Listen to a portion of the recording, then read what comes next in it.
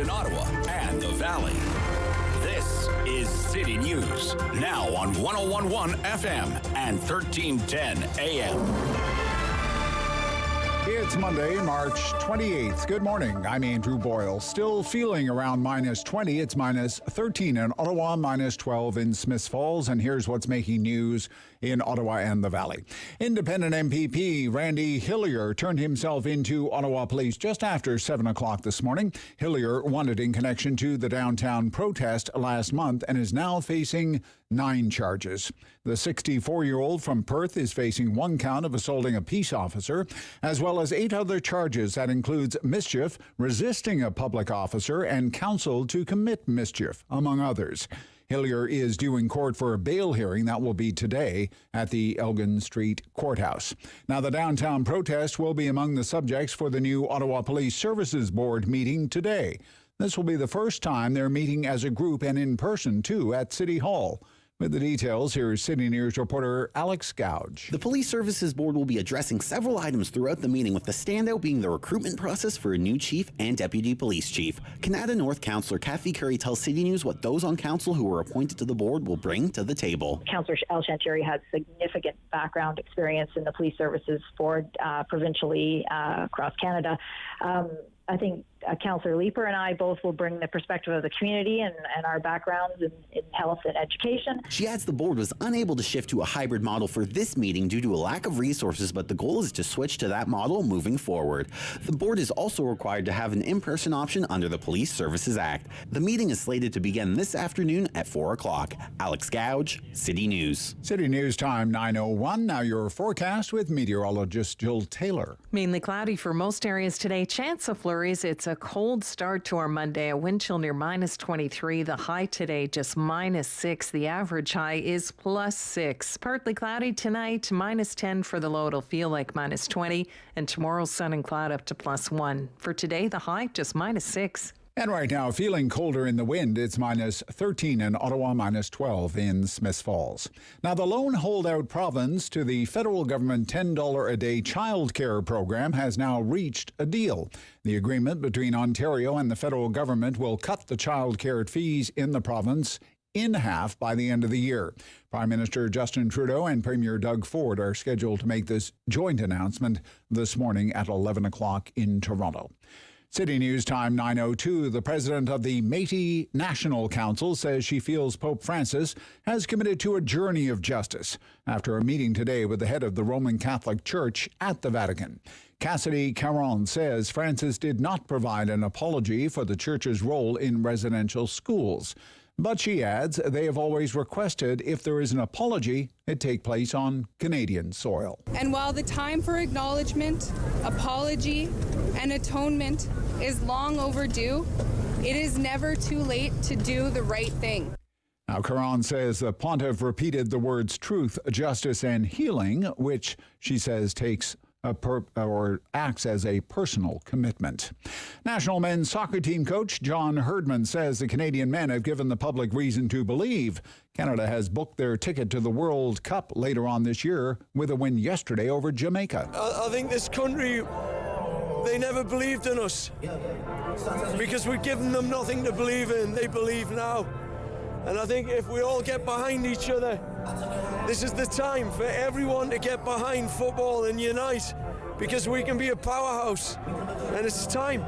Up next, the final game in the CONCACAF playdowns. That's on Wednesday. On Friday, the soccer governing body will hold the draw for the first rounds of the World Cup in Qatar. Canada will find out its first 3 opponents in the qualification round. I'm Andrew Boyle for News Anytime. Follow up online at ottawa.citynews.ca.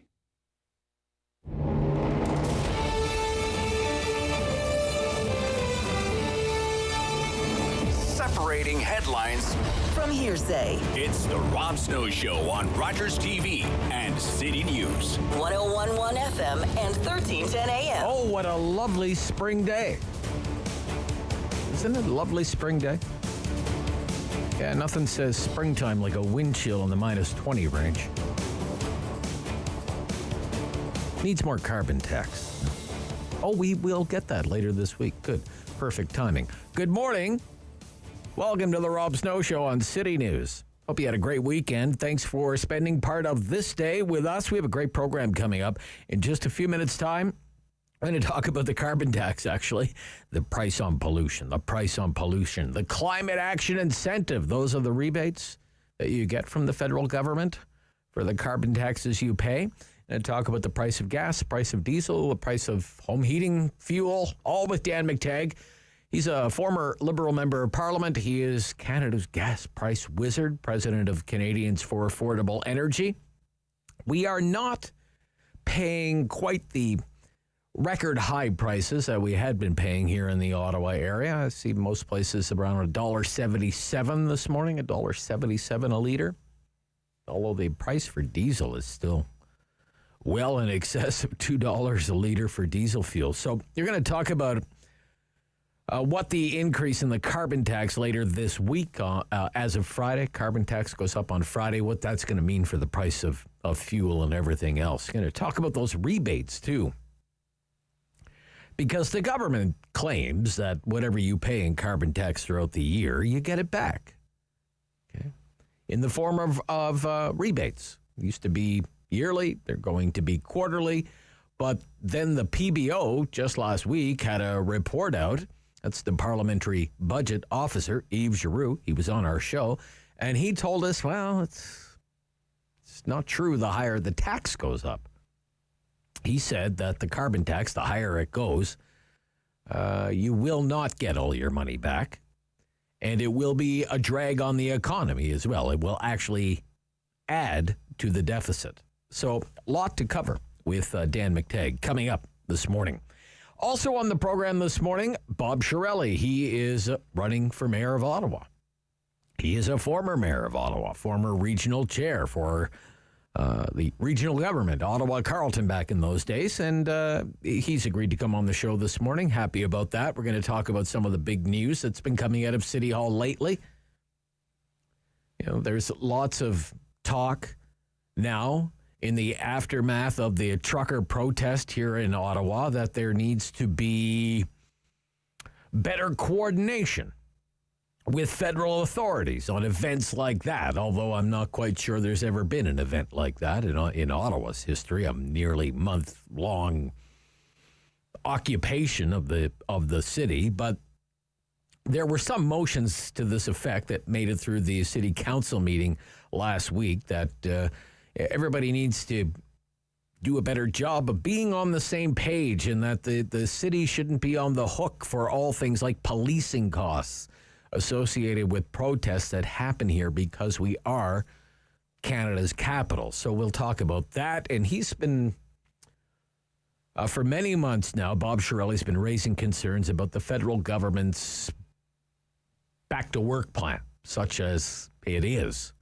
and what that is going to mean for Ottawa's largest employer, the federal government. And if those workers don't go back to work, to the office on a full-time basis, then just what is that going to mean for the city, and just how viable are some of the big plans that we have for the city, namely public transit, and I would suggest especially Phase 3 of light rail, which still doesn't have funding from upper levels of government, but does come with a multi-billion-dollar price tag. And the Ottawa Police Service needs a new permanent police chief. We'll ask him about that, too, because he's running for mayor. And we're hoping to speak with some of the other candidates who are running for mayor as we make our way throughout the week. Also on the program this morning, there is a delegation of First Nations, Inuit, and Métis leaders in Rome today. I'm sure you've heard about this in the news. And they are going to have meetings with the Pope. All of this was arranged by the Holy See and the Canadian Conference of Catholic Bishops. And there is some hope that this could eventually lead to a visit by the Pope to Canada to apologize officially for the church's role in the abuses at Indian residential schools. There were 139 of those schools, and almost 3/4 of them were run by the Catholic Church. So this is a historic moment. Each group will get about an hour with the Pope. And we're going to discuss what's at stake, what some of the hopes are with Claudette Commanda, the Algonquin elder from Kitigan, Zibi. As well, Doug Ford and Justin Trudeau are going to crash our party today. They have called an 11 o'clock news conference where it is expected they will announce that the province of Ontario is signing on to the federal government's $10 a day childcare program. More than $10 billion. And it is supposed to come into full effect sometime in the year 2026. So this is very interesting because of the timing. It's all about the timing. It's more than $10 billion, and it's one more thing that Doug Ford can check off of his to-do list prior to the election campaign. And he has been, he's been a busy man. He's been making hospital announcements. He made a hospital announcement here in Ottawa last week on Friday. He has been making public transit announcements. He did a big one of those in Toronto recently, breaking ground on a public transit project that is known as the Ontario Line. That's a 15-kilometer subway line in Toronto. And now, this morning, he's going to make a childcare announcement. And he is the last premier in the country to reach a deal with Mr. Trudeau on childcare. And they're both going to be at this announcement today. Chrystia Freeland is going to be there. Stephen Lecce, the education minister, all the big heavy hitters are going to be there. You know, some provinces were making these childcare agreements with Mr. Trudeau 7 months ago. So, you know, the criticism is going to be for Mr. Ford, you know, what took you so long? And the Ford people are going to spin that, and they're going to say, we held out for a better deal. We got a better deal for Ontario. So that news conference, it's supposed to start at 11 o'clock. There's no guarantee it's going to start at 11 o'clock, but when it does start, we'll bring it to you. I mean, this is a huge announcement ahead of the June election. And that's also what I want to get into with you during the talkback hour today between 10 and 11 o'clock. It's 750-1310, 750-1310, 613-750-1310. Talkback hour, your hour. An hour of phone calls and opinions, your phone calls, your opinions. 66 days to go until the election in Ontario. 66 days. And most of the polls have been saying recently, Doug Ford is well on his way to winning a second majority government. What I want to ask you is this, and we can try and do it rapid poll style. I'd love to take as many calls as I can fit in during the hour. I would like to ask you, do the progressive conservatives, led by this Premier Doug Ford, deserve to win another majority government, in your opinion? Yes or no? Why or why not? Okay. He was in Ottawa last week. More money for the Civic Hospital, the new campus of the Civic Hospital. He was in Windsor last week. $5 billion private sector investment into a battery factory for electric cars. Huge money, $5 billion. $11 billion for this subway line in Toronto. He's getting stuff done, is what he would say to you. That's actually the PC party's new campaign slogan. You have a little bit of, just play the end of it. Get it done, get it done, get it done is the new campaign slogan from Doug Ford. It was for the people last time. Now it's get it done.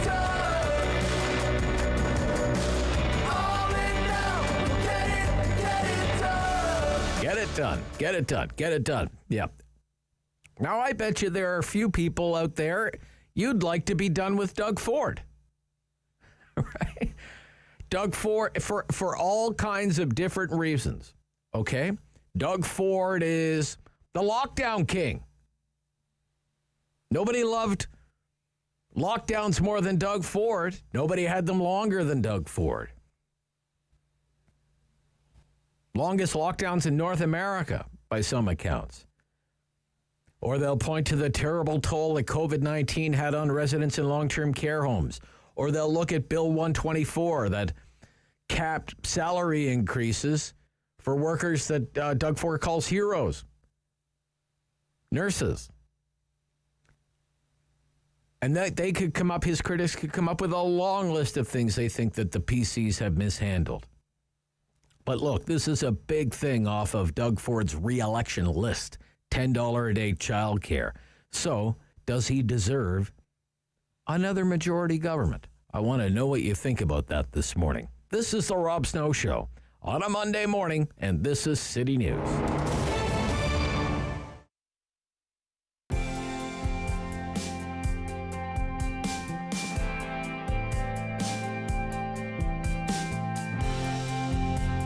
Welcome to the Ottawa Civic Centre as we get set for what could be an historical moment in 67's history. Musselman gets hammered by Bickle. Wrist shot deflected, scores! Brian Bickle makes it 1-0 Ottawa. Brian Bickle, a future premier power forward in the league. The rookie, watch what he does. Big hit, then goes to the net and tips this one home off the stick. Whitmarsh with no chance on the deflection. Up through center, Shepard with Foy racing for the front. Nice move by Foy. Beautiful. Scores! Second effort, Matt Foy, 2-0 Ottawa. It's the second effort for Matt Foy that gets his 60th goal, milestone goal of the year. He and Corey Locke now both in 60, the first two players of the season in the OHL to do it, and it's textbook Foy going to the net, and look at the second effort, a goal scorer's goal with his own rebound, and Ottawa takes a 2-0 lead. Bickle in on Poulin, and he runs into Poulin, runs him right over center, and Bunsen McAllis couldn't find the handle. Loose puck, another save, and finally whistled down. There's a penalty shot. There's a penalty shot for the 67s. Watch what happens here.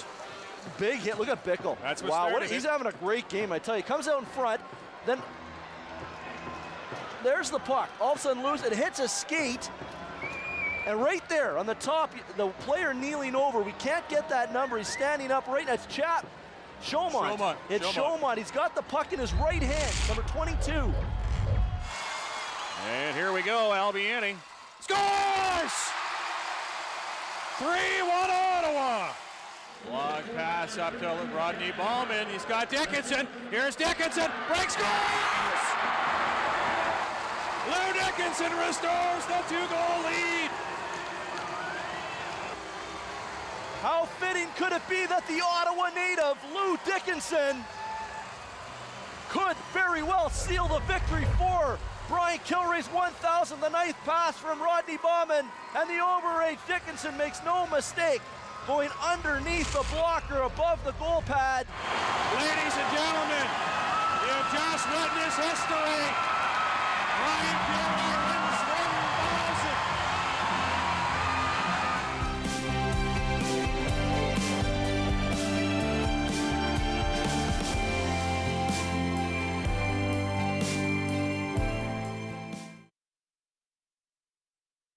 The Rob Snow Show returns on Rogers TV and City News 101.1 FM and 1310 AM. Talking gas prices and carbon taxes with Dan McTeague, President, Canadians for Affordable Energy, Canada's gas price wizard. Good morning. Hey, good morning, Rob. Yeah, great to hear from you. Great news on Wednesday. Yeah, the carbon tax goes up later this week. It does. Yeah. What effect will that have on the price of gas? Well, look, probably negligible in the sense that we're looking Wednesday at what could be about a 5 or 6 cent a liter decrease. Unless markets really radically change today, Rob, you may want to have our listeners here not visit a gas station until at least Wednesday morning, at which point I think prices will probably drop back down towards the $1.70 range. Never thought I'd be celebrating that number. But yeah, carbon tax will be up 2.5 cents a liter. It's 2.21 plus HST. And of course, that if you're having to buy diesel, it's 2.68 plus HST, so 3 cents a liter. And that's really where the party ends as far as carbon tax increases are concerned, because we are pretty confident there will be another 4-cent increase on December 1st for something called the Clean Fuel Standard. And next year, the federal government will be accelerating the carbon tax increase rather than a 2.21 plus HST. April of 2023, it goes up by about 3.2 cents a liter every year until 2030. Yeah, on the march to $170 a ton, right? That's correct. Yeah. And so we'll hit $50 a ton this week. That means it'll be going up by a factor 11.05 cents a liter to about 38 cents a liter with HST. Now, the government has claimed through all of this, it doesn't even call it a carbon tax, calls it a price on pollution. And it would say, look, people like Dan McTeague, Rob Snow, you're not being fair just focusing on the carbon tax. You have to focus on the climate action incentive, and those are the rebates. You used to get it once a year in provinces that are under the so-called federal backstop, and now they're going to go to quarterly payments. And whatever we pay in carbon tax throughout the year, we're going to get it all back, and some of us will even get more money back than we paid in carbon tax throughout the year. I think that what do you think about that? Well, right up until Thursday, I think that might have held water, but it doesn't now. The parliamentary budget officer has basically blown a major hole into that, very similar to what we had been talking about for some time. Certainly some people will get back quite a bit, but not everyone. In fact, in Ontario, I think the number is that by next year, the vast majority will not get back what they put into it. More importantly, they may be contributing $300, $400, $500 more a year just on gasoline or diesel alone, but the cost will be far in excess of that. So it's a quote, and this is not my term, it's a net loss. So March to net zero, it turns out likely to be a net loss for most consumers. But beyond that, I think it's pretty clear that the government had to beat a path backwards a little bit. We know that the HST portion of the GST, or rather of the carbon tax increase, is not rebated. We also know that the full amount is not rebated. The government does keep some money aside. It needs to fund all the programs and all the talking heads who think this is a wonderful idea. But it's pretty clear that what we're seeing here is something that isn't benefiting Canadians, and I think isn't reducing in any way, shape, or form the objective, the goal here of reducing carbon emissions. So all in all, don't take my word for it. I think I'll stand behind what the parliamentary budget officer says, and it's basically reduced to ashes the argument the government has made. And it was just doing that as early as Thursday morning. I see Stephen Guilbeault was making these great comments. It's a talking point for Liberal members of Parliament and their friends in the NDP. But it's now pretty clear that many Canadians are not buying into this. More importantly, I see Nick Nanos' report this morning saying that pessimism here in Canada has now dropped to a 14-month low. I can't imagine that wouldn't be because people are seeing higher fuel costs now leading to something that you're not rebated for, higher food costs. Mm. Now, the oil prices you mentioned, and this is why you expect the gas price to go down on Wednesday, the oil prices retreated somewhat. It's down about 6% right now, but it's still in excess of $100 a barrel U.S. It's about $107 a barrel right now. That's right. When the oil price is this high, how does that benefit the federal government? How does that change the fiscal situation for the federal government? Well, it obviously means that the federal government's 5% increase, or GST, is added to the higher costs. So if I go back this time last year, oil, or I should say fuel, gasoline, diesel was trading in the $1.18, $1.20 range, and now it's $1.70. That 50-cent difference multiplied by 5% gives the federal government, over a period of time, a substantial windfall. It's also also the kind of windfall that allowed me to last month call for Ottawa to at least rebate that in the same way that we did 20 years ago when an enterprising young member of Parliament named Dan McTeague was able to get energy rebates to Canadians. I say that because I think the federal government, should at least come clean with the amount of money that it's making here. It's actually a good story because it means that government revenues are on the way up. We can afford some of the social programs, maybe address or service some of that massive debt that we've incurred over the past 5, 6, 7 years. But at the end of all of this, it's pretty clear that provincial and federal governments, and I'm not just signaling at the federal government, the provincial government takes 8% of the increase. If you consider that that number could remain for the next year or two, that would mean year over year, 25 billion liters of diesel and gasoline tax at 8% would leave the provincial government with about $4.5 billion in additional revenues. The federal government on the national level about the same amount. Wow. Okay. How constrained do you think Canada is right now? How constrained is it in providing, say, relief to the United States or to Europe with it to deal with the energy shortage right now? How constrained are we because of policies that we've had in place?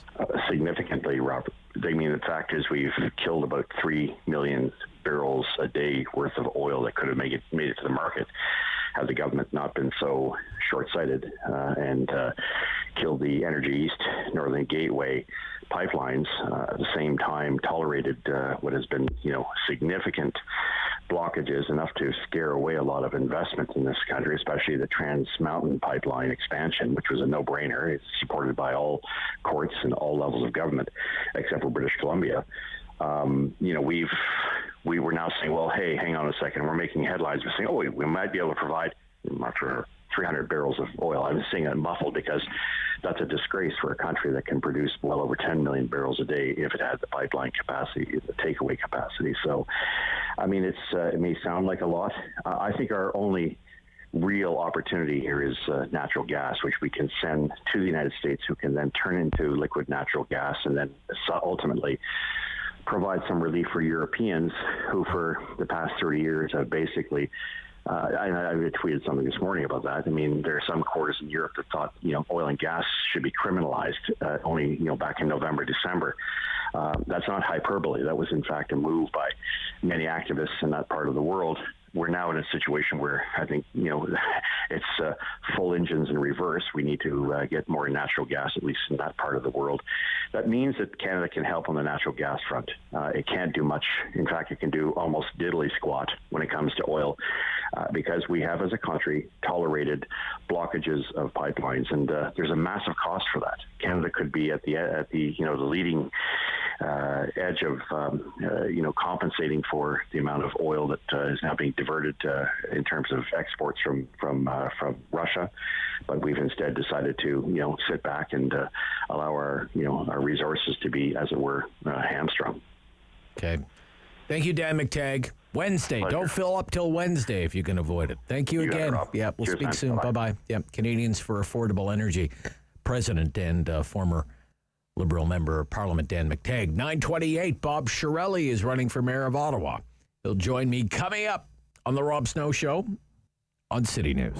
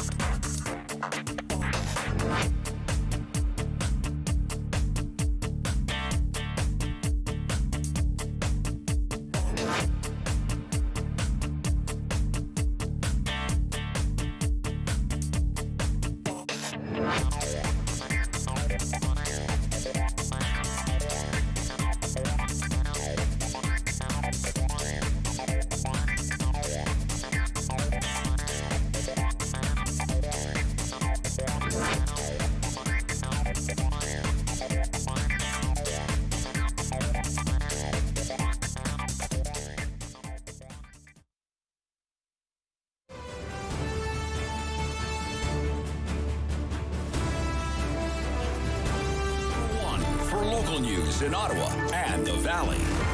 This is City News, now on 101.1 FM and 1310 AM. It's Monday, March 28th. Good morning. I'm Andrew Boyle. Right now, feeling around minus 20. It's minus 13 in Ottawa, in Smith Falls, minus 12. And here's what's making news this hour.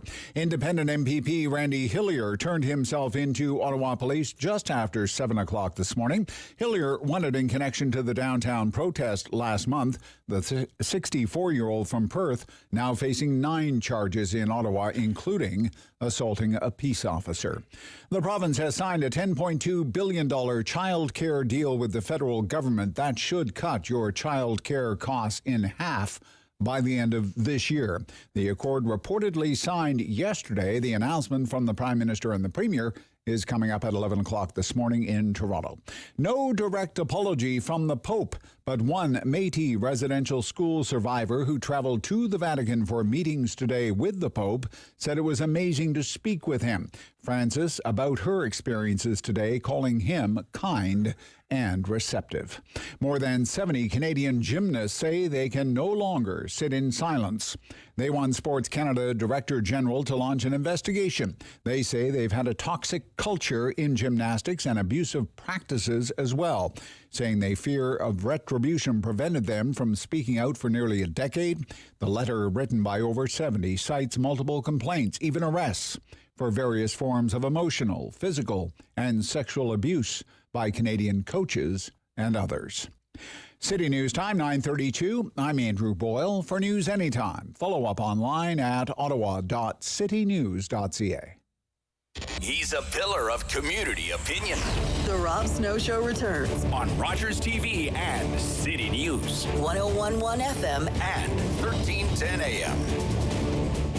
Bob Chiarelli is a former mayor of Ottawa, former regional chair, and he is running for mayor in this fall's municipal election.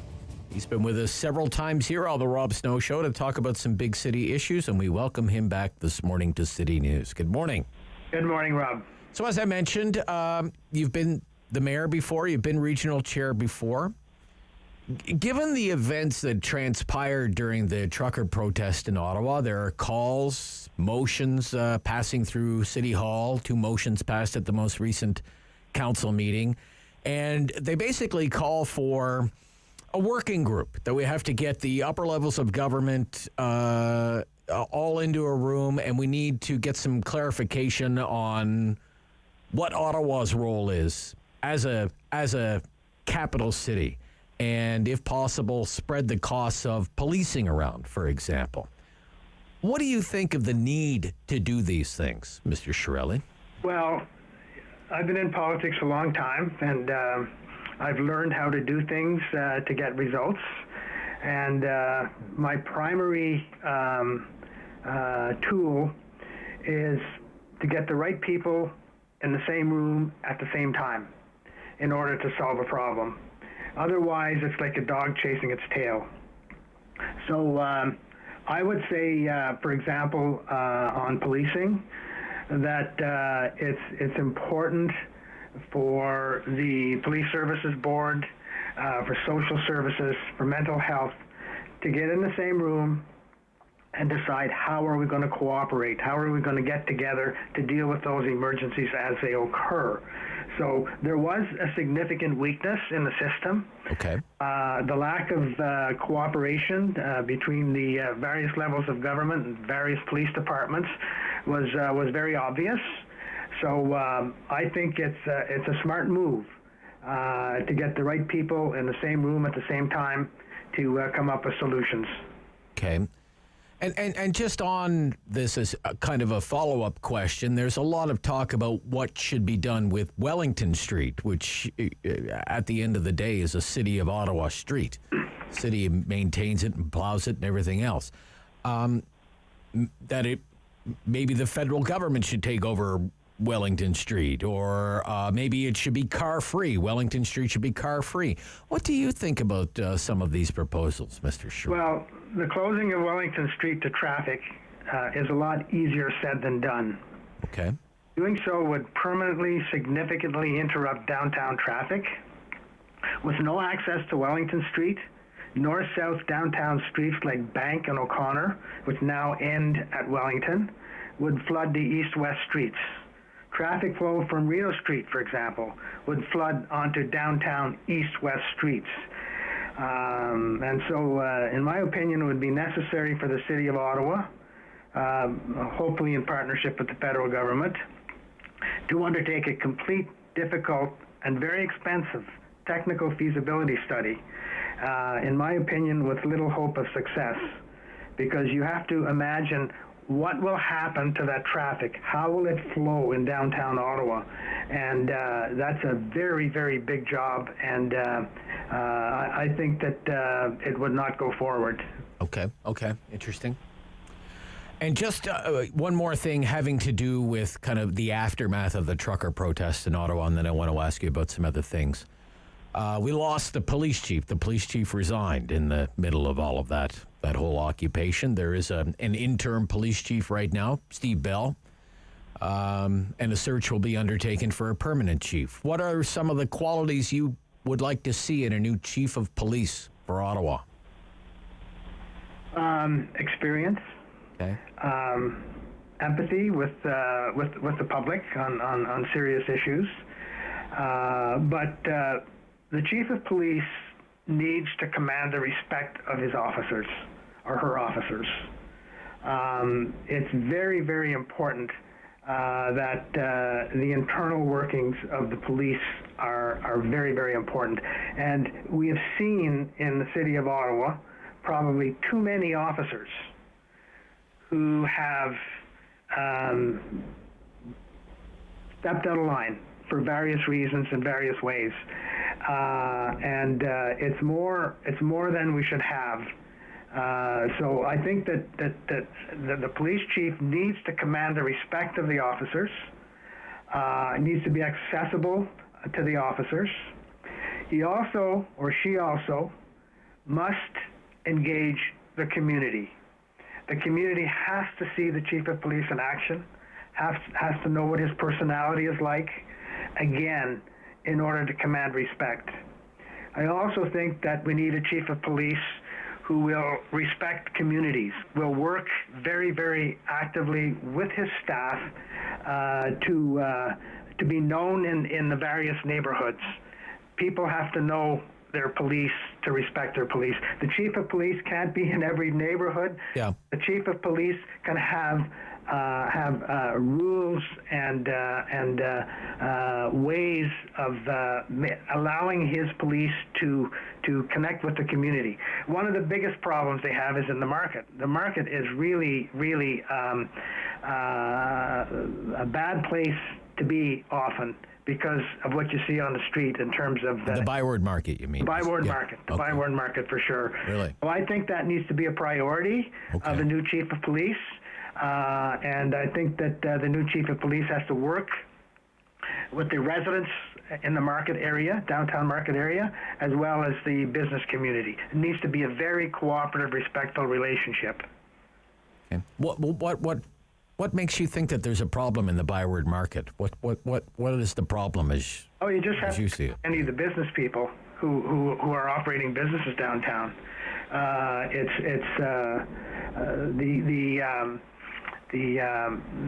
The people. A lot of the people with problems with drugs, street people, and so forth. Some of them can be very aggressive. They can be very imposing. And that needs to be addressed in a very significant way. And again, I would say it's not easily solved. And the right people have to get in the same room at the same time, and that is the social services, mental health, the owners of the businesses. They need to get in the same room and come up with solutions. If they do that and they do it religiously to come up with a solution, I think big improvements can be made. Okay. I want to talk about the future of the public sector workforce, the federal public sector workforce here in Ottawa, because you've expressed concerns about this here on the show in the past, both about working from home and the desire for other regions to have those coveted Ottawa federal government jobs. Do you think Treasury Board is being open enough with Ottawans about its future plans on the federal government workforce? What's your opinion? I don't think that they've been open enough in terms of discussing the issue. 2 nights ago, I was at an event, and there was a fairly senior federal public servant there, and we talked about this very issue. And he let me know that there's already an unofficial policy. They're actually doing this at the present time, according to this individual, that the practice, the unofficial practice now, is to have a target of about 25% of existing public servants working virtually from home. And being home could be not only in Ottawa area, but anywhere in Canada. So that is, to my understanding, an unofficial policy at the present time.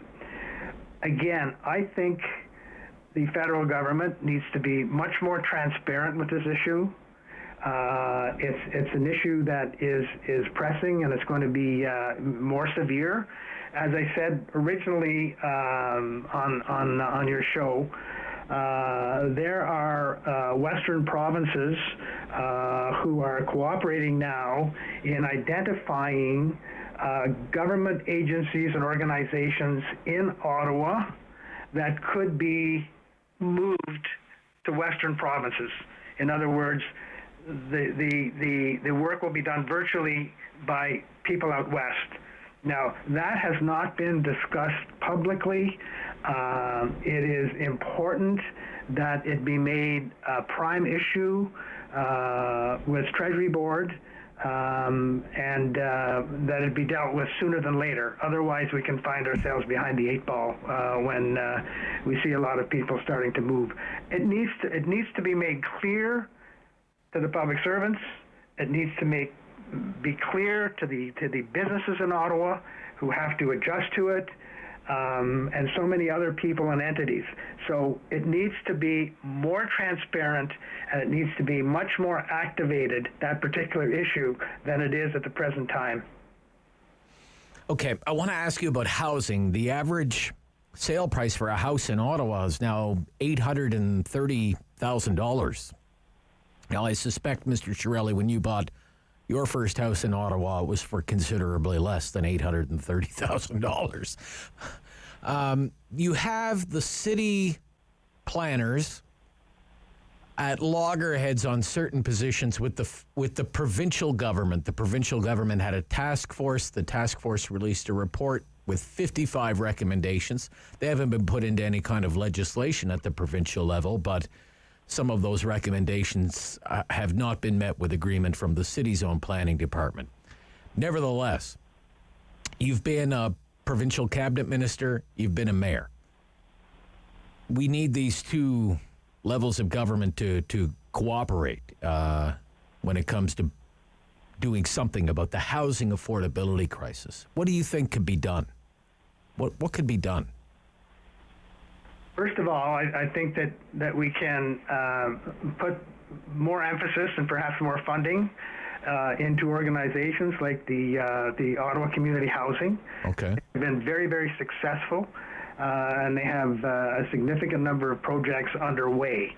So in terms of affordable housing, we have to be sure what we're defining. Okay, it's affordable housing to a person that has got a reasonable income, or is it social housing that we're talking about? So we have to separate the types of housing that we want to, quote, make affordable. But I think one of the major problems that we have at the present time is the cost of building and the types of houses that are being built. If you take the typical subdivision in Ottawa, and as you say, even a townhouse, a new townhouse could cost $700,000, $800,000. Yeah. And that's beyond the budget of a lot of people who young families, for example. So I think we need to find a process that enables builders to participate or encourage builders or incent builders to build cheaper housing. When I say build cheaper housing, I'm talking about, for example, you look at some older subdivisions, and you will find a significant number of bungalows where there's no garage, there's a carport, there's no finished basement. Today, the builders are selling. They're selling quality. Okay, and when I say they're selling quality, they're selling appliances, finished basements, full landscaping. So builders need to be incentivized and work in partnership with the government. To build like a more basic kind of home. To build a basic house. Yeah. Okay. To build a house that's 2-bedroom or 3 bedrooms. It's got a carport. You're not giving them a fully finished basement. You're not giving them all the appliances. Okay. A starter home that somebody can buy, a young couple can buy, a young family can buy, and they can enhance it and improve it as time goes by. Linwood Village, for example, near Bell's Corners, that's how it was built by Teron, Francis, and Sim a number of decades ago. You could buy a house like that. And the interesting point is those houses that still don't have garages, they have carports, that don't have all the bells and whistles, they resell. There are still buyers for them. So why can't the government and the developers come up with a formula that enables them to put less into a house in terms of what it costs to build and provide a beginner home? That doesn't happen. All right. It doesn't happen. And it's the problem across Canada. It's not only a problem in Ottawa. So I think you got to get the right people in the same room at the same time to analyze this problem of affordable housing and come up with real solutions. That's not being done now. Okay. Thank you, Bob Chiarelli. Lots of ideas this morning. Thank you for sharing them. Thank you. Bye-bye. Bye-bye. Yep. Bob Chiarelli, running for mayor.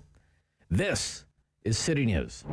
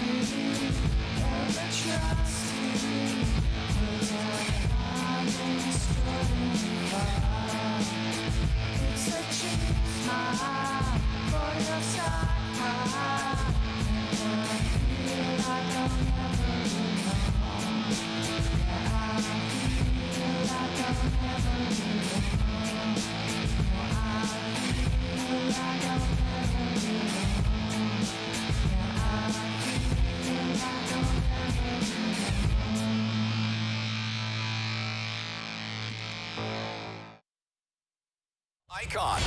The Rob Snow Show returns on Rogers TV and City News. 101.1 FM and 1310 AM. Barry McLaughlin is with us every morning. He's the president of Transformational Leadership Consultants. He is a fellow at the Masters of Political Management program at Carleton University, an adjunct professor in the MBA program at Cape Breton University's Shannon School of Business. Welcome back. Thank you so much, Rob. The slap seen around the world, I guess we could call it. Wow, kind of crazy, right? What is your reaction to how all that went down? Will Smith basically assaulting Chris Rock during the Oscars. Yeah, I did watch it live. I mean, it was stunning and shocking to see it, when they suddenly, cut out the audio, but you could see the anger and his cursing at him after he slapped them. Yeah, it's pretty outrageous. I mean, I'm always interested in how people react to these things. I mean, the excuses are just littering Twitter, and he was a hero at the Vanity Fair party. Apparently last night I read the detail on that. If you're a big enough star in Hollywood, they will excuse you. They'll find any excuse for it. Well, look, Jada, she got alopecia. Oh, say no more. Go right ahead and slap him again. There are no boundaries to physical, assaults. I guess if somebody uses the wrong joke, you have the right to smack them down. So that's the new world we live in, and it's excuse it or normalize it. That's what's going on. Do you think it's real?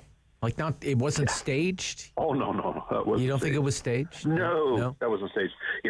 I've read enough now about it. Chris Rock made some cracks about Jada 4 or 5 years ago when he was hosting the Oscars. She announced she was going to boycott it. He said, well, how can you boycott? You weren't even invited. So I think Will Smith has a long memory, and he was waiting for that one. There was more to it than just that joke. Okay. Chris Rock is a comedian. I don't think he planned every line. I think he saw right in his sights she's sitting there, and he is a guy that uses he does hit the line sometimes and crosses it, and he basically, it's an ad lib. He fires it out, and you're taking a risk. Yeah. I mean, Ricky Gervais should have been slapped down by almost, if you're going to follow that logic, most people at the Golden Globe should have all taken a slap at him, but that's not the way to handle these things. Do you normally watch the Oscars? I do. Yeah. It's a thing for you? Yeah, it's a thing. Yeah. Really? Actually, we were in Hollywood about several years ago, right when it was happening. We just happened to be there for another meeting, and the buzz just takes over the town. I mean, it's totally a one industry town that's transformed through the Oscars. Absolutely. They're struggling though. All the award shows seem to be struggling now. They become too political. People don't want to be lectured by Hollywood. You're right. I think it crossed that kind of a line before. They restrained that very significantly last night, I thought. There was quite a discipline going on there. 4.5 hours is just way too long. It was 3.5 hours. It was half an hour too long. And they're always trying to find ways of doing it, but it is kind of an emotion fest as well, and that was part of it. But last night was a new low, let's put it that way. New low, okay. All right, let's talk about Alberta politics, because this is an interesting story. Okay, it's Jason Kenney versus the lunatics, and it's like Jason Kenney's keeping the lunatics at bay. So recordings leaked to the media, to the CBC. Jason Kenney, who's fighting for his political life on a daily basis, and he's heard saying things like, the lunatics are trying to take over the asylum and I'm not going to let them. These are just kooky people. And he comes across as sounding like, and I'm doing you a favor by being here. Quote, what's the easiest path for me? I just take a walk. I don't need this job. I could go to the private sector, have my evenings and weekends off. I'm lucky to be here. You're lucky I'm here. Kind of thing. It could be worse. The crazies could take over. What do you think about that, Barry? Well, I've worked with Jason Kenney. I've worked with Brian Jean. I've worked with a lot of politicians over the years. And, you don't want to have to get out in the public what they'll say privately when they're exasperated, when they're angry, when they're annoyed, when they're feeling up against the wall. I'm sure all those things are true with Jason Kenney recent times. He didn't deliberately leak that. Somebody suggested that. I don't believe that was the case. You don't think so? No, I don't think so at all. Okay. But I do think that it's a real sign that, he has reached a stage where he could walk from it. He is probably gearing himself up for a review that may not go in his favor. People are unhappy. And even though they've gone, back into balanced budget, making record amounts of revenues, you never get credit for that in politics, right? You only get the blame side of the equation. And he's probably frustrated on many fronts. Okay. U.S. President Joe Biden had to clarify remarks that he made in Poland about Vladimir Putin when he said Putin cannot remain in power. So if you're explaining you're losing is an old line in politics. And so how problematic is having Biden go off script and saying things like that? I think that is a problem. I mean, it implies regime change, which for a paranoid like Putin, wow, that's playing right to him. No, I think it was a terrible mistake. I think, the Secretary of State is trying to walk it back somewhat from what I can see, but, very difficult to pull it back once you've said it. Of course, the West wants Putin out. He's a dangerous man. Yeah. And, he lives a life of, he's got a fantasized, attacks on all kinds of countries and everything else. And he is somebody that is dangerous. But it's what you verbalize is problematic here. So I think that was a mistake. Okay. Ford and Trudeau in about an hour. Center stage, $10 a day childcare. This is one of the last major things on Ford's pre-election checklist, and we're going to talk about this during our Talk Back Hour coming up here. 66 days to go, and it's Election Day in Ontario. How do you like Doug Ford's chances? Well, they seem to be getting better every day. I mean, you could probably take that whole $10 a day deal and tear it apart, as they learned in Quebec, that the lineups are in the many thousands, and you probably won't have your child in daycare until they graduate high school. So, nevertheless, it sounds great. It's so attractive. It's following through. So it's a great thing politically for him. Nobody cares after the fact. It's right now. And perfect timing for him. I mean, he delayed this for a long time. I think it's the last province to sign on. Yeah. Not sure what the benefit of the delay was, but it's a great thing to put in the storefront window in 66 days. Okay. Hey, thank you, Barry. Always great to have you on our show. We'll speak next week. Thanks, Rob. Bye-bye. Yep. Barry McLaughlin is our expert in communications, crisis communications, and leadership. He's with Transformational Leadership Consultants. This is the Rob Snow Show, and the Talk Back Hour comes up right after the news at 750-1310, talking about Doug Ford's political fortunes. With your help, does he deserve a second chance at a majority government? 750-1310, after the news on City News.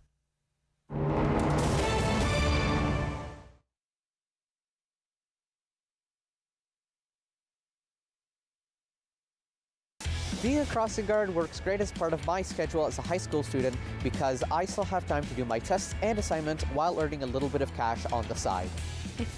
Working as a crossing guard fits into my current lifestyle because it gives me a lot of time during the day to pursue hobbies that I'm very interested in.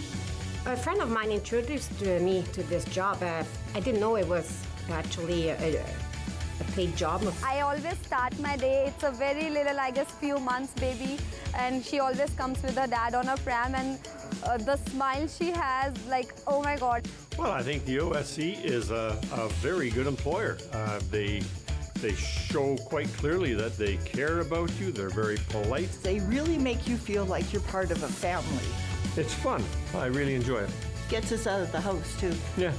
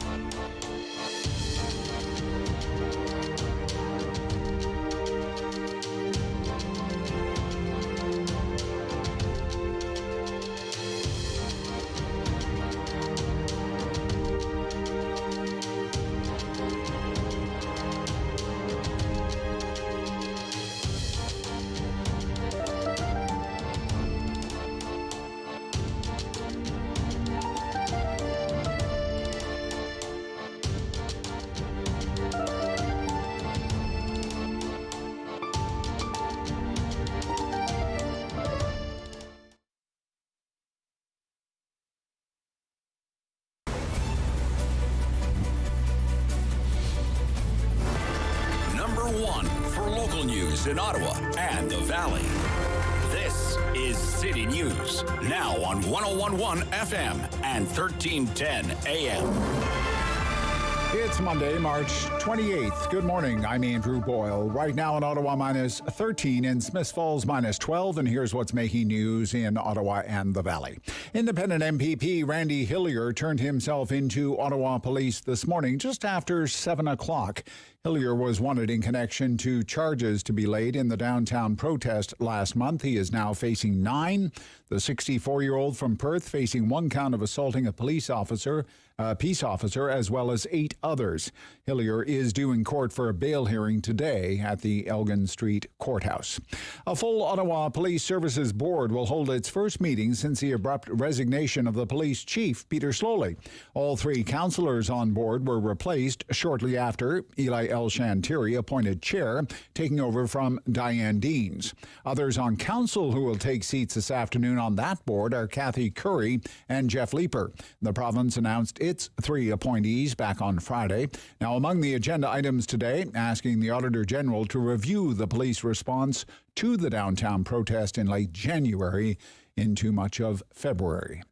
City News Time, 10:02, and now your forecast with meteorologist Jill Taylor. Mainly cloudy for most areas today. Chance of flurries. It's a cold start to our Monday. A wind chill near minus 23. The high today just minus 6. The average high is plus 6. Partly cloudy tonight. Minus 10 for the low. It'll feel like minus 20. And tomorrow, sun and cloud up to plus 1. For today, the high just minus 6. And right now, feeling around minus 20 in the wind. It's minus 13 in Ottawa, minus 12 in Smith Falls. President of the Métis National Council says she feels Pope Francis has committed to a journey of justice after a meeting this morning at the Vatican. Cassidy Caron told reporters gathered outside St. Peter's Square Francis repeated words truth, justice, and healing, something she took as the Pope's personal commitment. Now, another delegate says it was important that she bring the voices of 2 spirit people to the meeting with the Pope.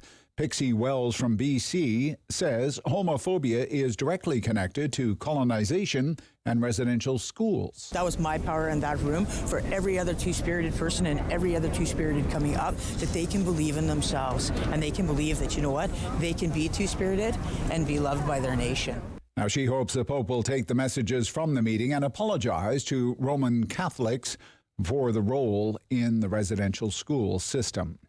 City News Time, 10:03. 3 children and 2 adults died when fire swept through their home this morning in Brampton. Peel Regional Police say the fire broke out about 2 o'clock this morning and that a 3rd adult in the house was rushed to a trauma center with serious injuries. 2 other adults were able to escape unharmed. The investigation into the cause of this fire is underway. Don Kelly, The Canadian Press, Toronto.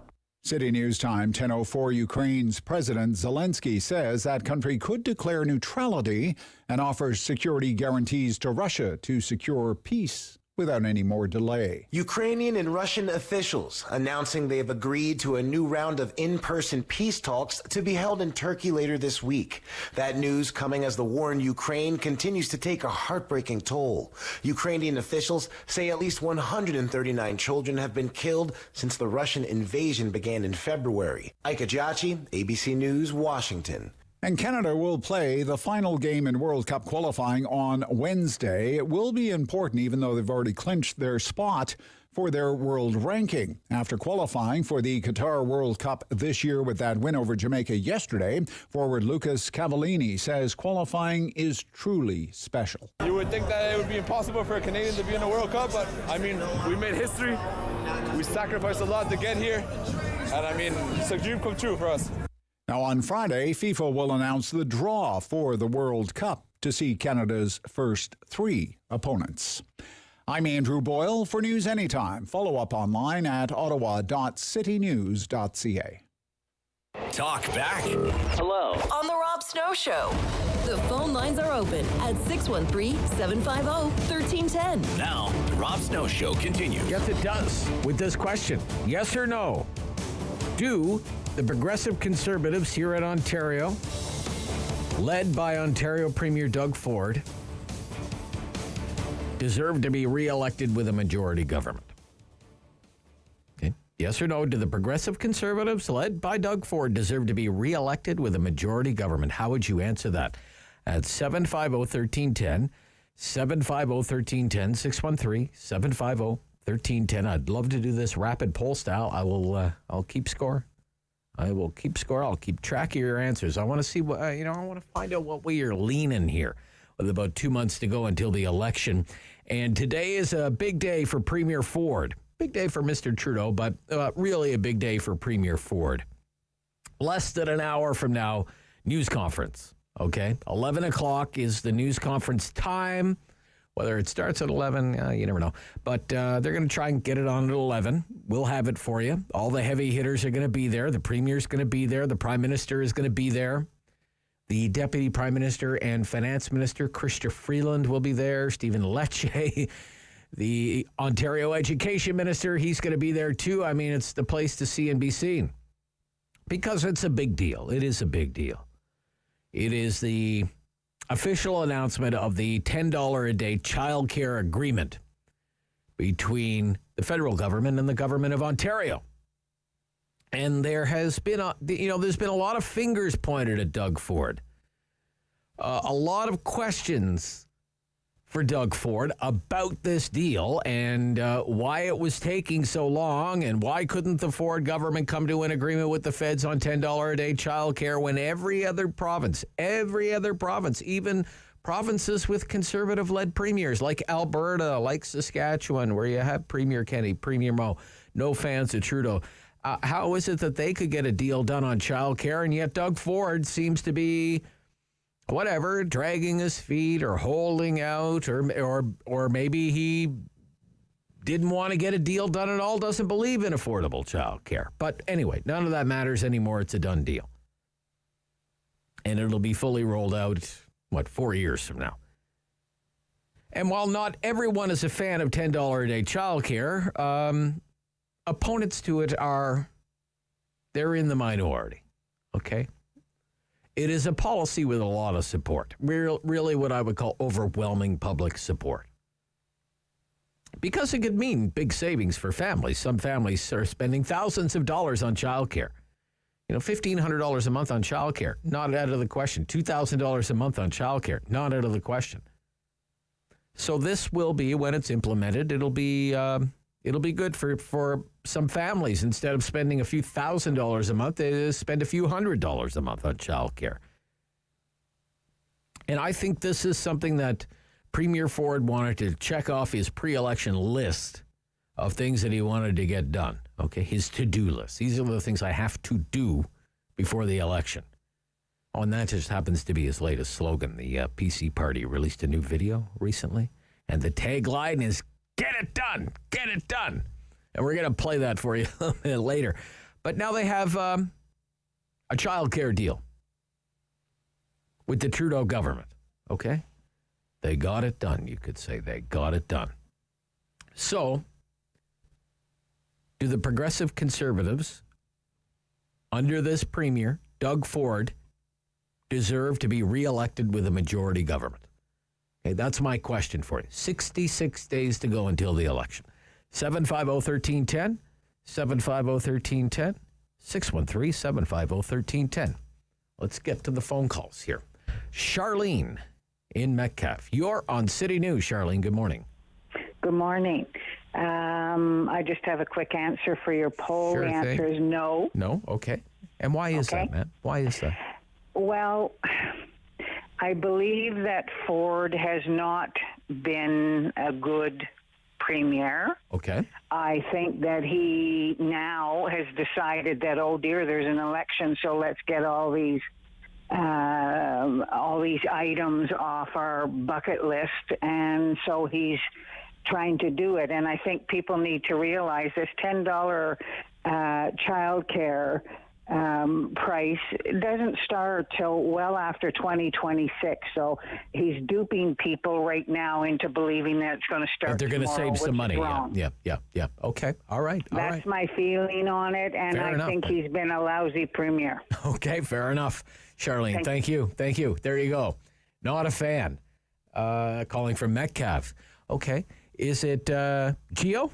Yes, that's me, Rob. How are you doing? I'm good. Thank you. Thank you. Does Doug Ford deserve to win another majority government? You know, I'm very half and half on it. Okay. Part of me wants to say yes, but also part of me wants to say no. I think he got a lot of flack during the pandemic. Yes, I think he handled it a bit bad, but I think what province, what other city around the world did, you know, with all this stuff getting thrown at you, and then, but I really think that this even goes back to when he was first elected. I feel like he really won because a lot of people didn't like Kathleen win. Oh, for sure, yeah. Really one of the biggest ones, and hell, that's why I voted for him. But maybe I shouldn't have said that. But I think that I don't think he should be back, but I then think, is there really any other better option? I just feel like and I think with the daycare thing, he's just trying to win some more people over. So, I mean, I'm very mixed, but I'm going to have to say no. I'm going to say no. In the end, it's going to be a no for you. Okay, all right, interesting. All right, two no's right out of the gate. Let's take another one here, 750-1310. Armand. Good morning. Yeah. No, I don't think he deserves another majority. Okay. I think it's no for me. And why is that? What is it? What is it about him? I'm getting a lot of personal bad vibes about the way he handles things. He tell you one thing, do something else, and I understand he was under a lot of pressure, but it's just the way it is. You kind of have to listen to the people. A lot of times he was listening to us, and especially when he says he's got your back. That is so wrong. You don't think he had your back, or was in it for the little guy? In it for the little guy. He used to say, I'm in it for the little guy. No. To me, it was just, I don't know. I'm a little mixed up on it, but as far as I'm concerned, no. No. Okay. Interesting. Okay, 3 calls in. 3 no's for the Ontario PCs. Wow. I'm surprised. Diane in Orleans, you're on City News. A resounding yes. A resounding yes. Okay. Yes. Why is that, ma'am? I just think he's done an overall good job. Okay. I think it would have been a horrendous job. And I'll even give Trudeau a pass on the pandemic thing, which I wouldn't normally do. But it was something that was very different, and I think they handled it the best they could at the time. Okay. Thank you. I just wanted to say I don't actually agree with the $10 a day daycare, but that doesn't. I haven't got kids. I'm way older, but I say absolutely yes. Absolutely yes. I like the guy. Okay. I think he's genuine. Genuine guy. Okay. Interesting. Okay. Thank you. Thank you. Okay. Yep. Again, our question for the hour, as we await the news conference at 11 o'clock with Mr. Trudeau and Mr. Ford on the $10 a day childcare announcement, is, do the Progressive Conservatives led by Premier Ford deserve to be reelected? With a majority government, if they win a minority government, they're toast. I think the Liberals and the NDP will boot them at the first opportunity, and they'll form their own government. So to me, as is so often the case with conservative parties, it's majority or bust for them. Now, they managed to do that last time in a big change election, but what about next time? June 2nd is supposed to be the election day. Steve in Westboro. Steve, good morning. Yeah, good morning. How are you? I'm good, Steve. Does Doug Ford deserve another majority government? 100% no. 100% no. 100%. Okay. He has made a mess of the housing in Ontario. He's allowed landlords to get richer and richer, and he caved into the truckers. Oh, you think he caved into the truckers? I know he caved in. Okay. 100% he caved in. Okay. By speeding up the lifting of restrictions. That's right. And you know what? Yeah. The COVID is getting worse. It's getting worse now. I know people just talked to a lady. Her husband got the COVID at the hospital 2 weeks ago, or 3.5 weeks ago. Okay. He spent 2 weeks in the hospital. I think Doug Ford should be thrown out. Thrown out. Okay. Out. Okay. Out. Okay. I gotcha. Okay, Steve. Yep. Bye-bye. Okay. Wow, 4-1 here. 4-1. Susan Kinburn. Susan. Hi. Hi, Susan. Does Doug Ford deserve to win another majority government? Absolutely not. Absolutely not. And I'm a true blue PC person, but I'm telling you, Since the get-go, I've been disgusted with the way he's handled things. Oh, really? And this $10 a day daycare, we're going to pay for it anyway. The taxpayers are going to pay for that. Where do you think the money's going to come from? Well, I know where the money's coming from. Sure, Susan. And the COVID situation, he didn't handle that properly either. If anybody watched W5 last night, they could see the doctor from Ontario sent out a text about Doug Ford, and 3 days later, he was history. So don't tell me there's not a lot of stuff going on behind the scenes, because people need to wake up. All right. And that means getting rid of Doug Ford, in your opinion? Absolutely. Okay. All right, Susan. Thank you for your time. Well, thank you. Have a great day. Yeah, you have a good day too, Susan. We'll be right back. So far, this is very surprising. Only one caller so far believes Doug Ford deserves a majority government. We'll take more of your calls right after this quick break here. This is the Rob Snow Show Talkback Hour, and this is City News.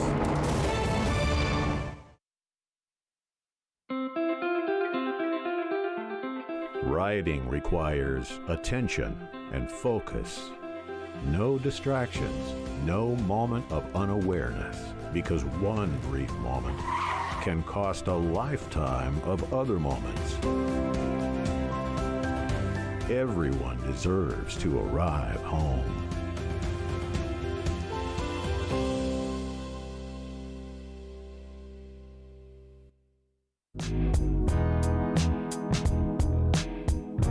The Maritime provinces are home to some of the oldest settlements in Canadian history. But did you know that one of the first was actually started by black settlers? Take a minute to learn about the rise and untimely fall of Africville. Black people have lived in Nova Scotia since before the founding of Halifax in 1749, but it wasn't until after the American Revolution in the late 1700s and early 1800s that large groups of black settlers began to arrive in the province, many of whom were former slaves promised freedom and land in Nova Scotia. What they encountered when they arrived, however, was racist treatment by their white neighbors and government officials. This pushed many black people to build homes on the outskirts of town instead. But despite the area receiving little support from government officials and lacking necessities like functioning sewage systems, access to clean water, and proper garbage disposals, the tight-knit community persevered, and so Africville was born. For more than 150 years, the small community grew, expanding from just a few homes to a population of over 400 people. Everything changed, however, in 1964, when plans for a new bridge and the idea of urban renewal prompted the municipality to set its sights on Africville's land. Instead of investing in the community, officials approved a relocation program that promised free job training and employment assistance to help residents through relocation. But the reality wasn't so kind. Residents had their belongings moved in city dump trucks, and homes were demolished immediately after their owners left. Of the 400-plus people living in Africville, only 14 residents held clear legal titles to their land, so the rest were only given $500 with the promise of more social aid in the future. Not much else was actually done to support Africville and its residents until 2001, when a United Nations report called for reparations to be paid to the community. In 2010, Halifax Mayor Peter Kelly apologized for the atrocities against Africville as part of a $4.5 million compensation deal. In 2021, Councillor Lindell Smith put forward a 7-part motion to plan for the future of Africville alongside local organizations and the descendants of former residents. Today, there's a public park and museum where Africville once stood to teach visitors about the history of the land and its community. If you've never heard of Africville, you're not alone. The tragic story of this small black community in Nova Scotia is not as well known as it should be.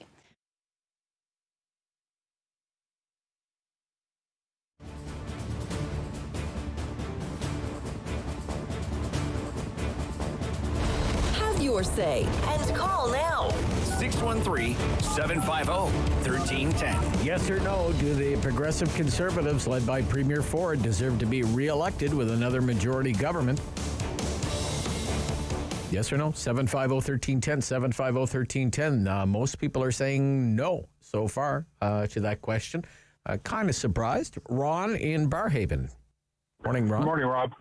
I'm also a no. You're a no. Okay. What Mr. Ford did to our children for the last 2 years, the unnecessary lockdowns. We now have Bill 67, which is critical race theory in Ontario. The list just goes on and on and on. The guy's gotten everything wrong. He did what New York and places like New York and Michigan did to their seniors. He did the exact same thing. We could have done what Florida did, but no, he decided to go the communist. It's outrageous what he did. And I'm sorry, I can't vote for this clown. All right. Okay. All right. Gotcha. That's 7-1 so far. Wow. I'm really, really surprised here. The backlash against Ford Nation. Carla in Ottawa. Carla, you're on City News. I'm totally the opposite. I give him a big yes. You give him a big yes. Okay. Because I like him. I think he's a very honest person as a person and better than other politicians. Okay. And the thing that the $10 child care, that has to do with Trudeau. He's been announcing it all the time. When he started it, he said it's not going to happen for 4 or 5 years. So. That's right. Yeah. Okay. Yep. Okay. All right, Carla. Thank you. Yes. Thank you. Yes. She says yes. 4 more years of Ford. Curtis in Spencerville. You're on City News. Curtis. Hey, Rob. How's it going? It goes, sir. Does Doug Ford deserve 4 more years? Majority government for Doug Ford. What do you think? Yeah, he definitely have my vote. I think he's doing a pretty decent job for the situation he's had. Okay. All right. Yeah, what makes you say that? What makes you say that? Okay. Oh, I mean, what are we going to do? Go back to the Liberal days? Dig ourselves in that hole again? Right. Come on. And another thing with this daycare, some people don't understand. My wife just did our taxes. Yep. Last year we paid $13,000 for childcare. Wow. $13,000. Yeah. And people think, well, it's coming from taxpayers. Of course it's coming from taxpayers. Everything comes from taxpayers. And this is Trudeau's plan. If Doug Ford doesn't sign it, that's money left on the table coming from the federal government. Right. Okay.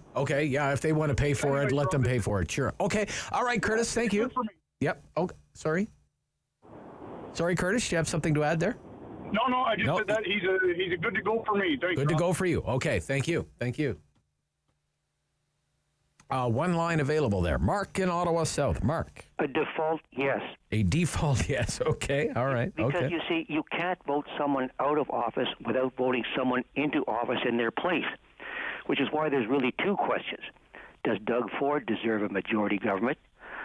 Does the alternative, either the NDP or the Liberals, deserve a majority government? Mm-hmm. And one could feel no to both questions, but still consider the alternative the greater evil, and therefore a default yes. Right. So you go back to one of those old political lines. You go back to one of those old political lines is, don't compare me to the almighty, compare me to the alternative. Exactly. Right.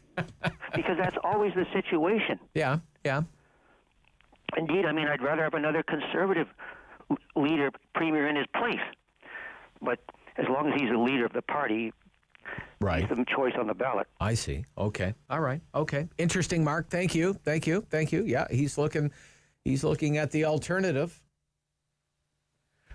Jason in Barhaven. Jason, you're on City News. Jason. Good morning. Yeah. Hi, Jason. Hi. Doug Ford. Does Doug Ford deserve another majority government? Well, I agree with Mark. I think a lot of people are upset with Ford about the lockdowns and stuff like that. But I'd just like to remind them, for those voters, that Stephen Del Duca came on your program and said that he would have had us locked down at Christmas time. I mean, I'm not happy with everything Ford did either, but I think the alternative, that's scary stuff if you ask me.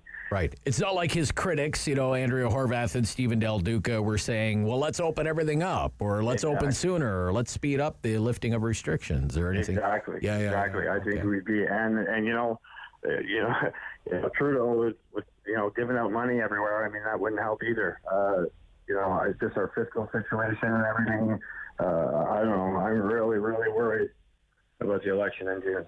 All right. Okay, Jason. Thank you. Yep. Okay. Things have narrowed considerably. It is now 7-5. 7-5 in favor of those who do not think Doug Ford should get another majority government. In Nepean, Bill. Yes, good morning. Hi, Bill. I'm an absolute yes. Absolute yes, okay. For 2 reasons. One, people seem to forget what the Liberals did to us, okay? So quickly. I don't know why, but they do. Secondly, the only thing Ford's guilty of is paying attention and listening to the medical teams that were advising him. He didn't make these decisions, and then everybody's just piling on him for the COVID. He didn't make those decisions. He just did what the medical teams told him. Okay, yeah, some of his critics might say he wasn't following what the medical people were telling him to do. That he wasn't following medical science, he's following political science. I like to have seen the count on that one, I'll tell you. If he didn't, it was very rare, and mostly he always did. When he stood at the podium, mostly he was always saying, based on my medical team, I'm going to shut, I'm going to open, da-da-da. Right. Okay, Bill. Gotcha. Thank you. George in Ottawa. You're on City News, George. Absolutely, I'll support Ford. You would. Because people have a short memory in Ontario. They couldn't get rid of the Liberal Party during the last election when Ford got elected because of all the debt that they had to create it in this province, and it's ironic that they would be against him. He had a lot of obligations to, to fulfill, First of all, he had signed contracts by the Liberals that he couldn't get all rid of, more or less, all the contracts with the electricity costs all these, agreements that they made. So, we have to give the fellow a chance. I think he done pretty well under the circumstances, and then the COVID-19 entering in the whole affair, so that didn't help very much. I think we see the disaster we have with the Liberal government at the federal level, so I would never, ever vote Liberal. And those people that call in and they are so against Mr. Ford, they should think back a little bit, and those are usually Liberal callers. They say they're conservative, but they're not. Okay. And everybody have any common sense would know that. All right, George. That's all I have to say. Yep. Thanks a lot. Thank you, George. Yep. Bye-bye. Thank you. Yep. There's George. He's voting for Ford. Don't forget about the Liberals and what the Liberals did to Ontario. That's a common theme for the pro-Ford side of things. And right now, look, we've reached halftime in the talkback hour already. And let's see, we've taken 14 calls in 28 minutes, 2 minutes a call, and it's all tied up 7-7 at halftime. Oh, what will the score be by the top of the hour? Stay tuned and find out. And have your say at 750-1310. On the Rob Snow Show on City News.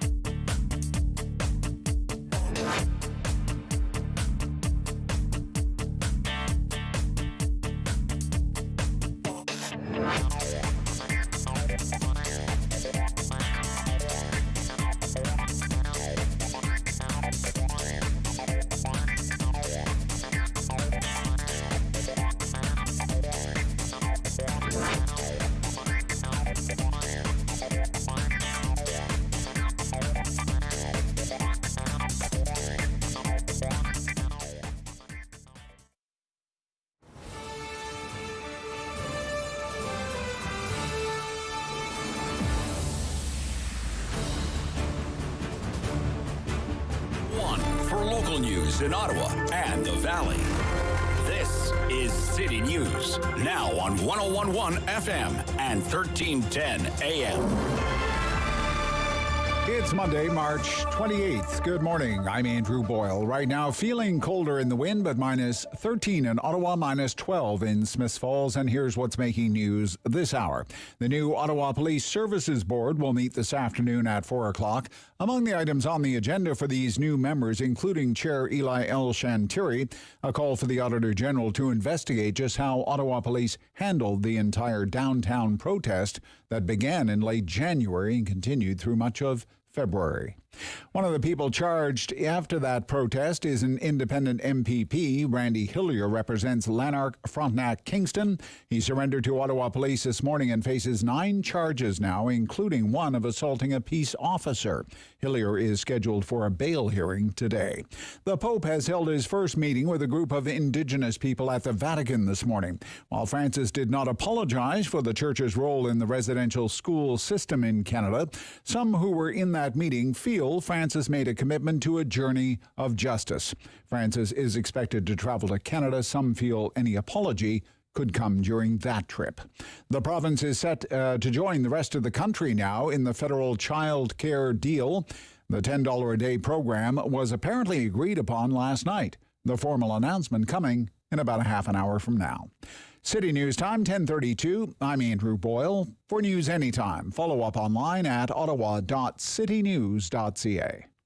Talk back. Hello. On the Rob Snow Show. The phone lines are open at 613-750-1310. Now, the Rob Snow Show continues. Yes or no, do the Progressive Conservatives, led by Premier Ford, deserve to be re-elected with a majority government? Yes or no? Okay.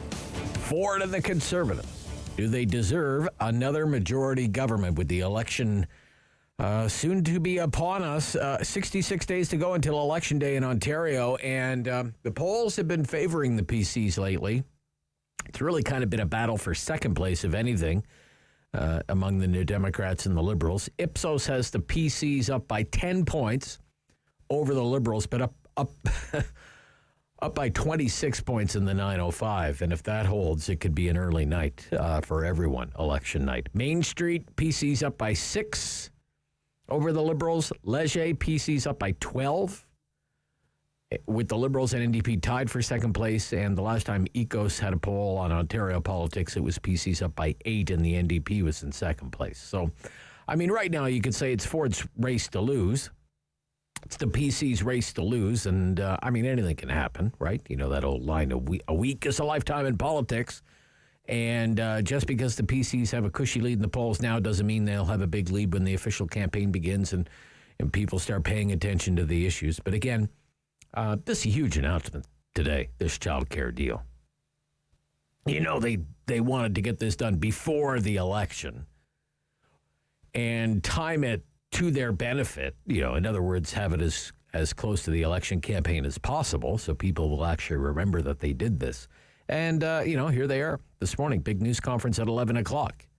Big news conference. Okay, so that kind of sets it up. It was 7-7 at halftime. Let's see how the rest of it goes.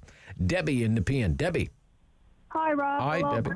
I'll break this really easily. Doug Ford and the Conservatives absolutely deserve to have another go in the government. They've done a better job, a more fantastic job, way better than the Liberals. Well, we've suffered 15 years of them, and this is what the Conservatives and Doug Ford had to walk into. And I don't know what anybody expected them to be able to do in 5 years. But that's our only chance. What are you going to do? You're going to vote for the Liberals, the NDP, the people that put us in this place to begin with for the last 15 years? I think the Conservatives and Doug Ford absolutely deserve another chance at it, and hopefully they'll get it. All right, Debbie, thank you. Thank you. Got us off to a good start here for the second half of the Talk Back Hour.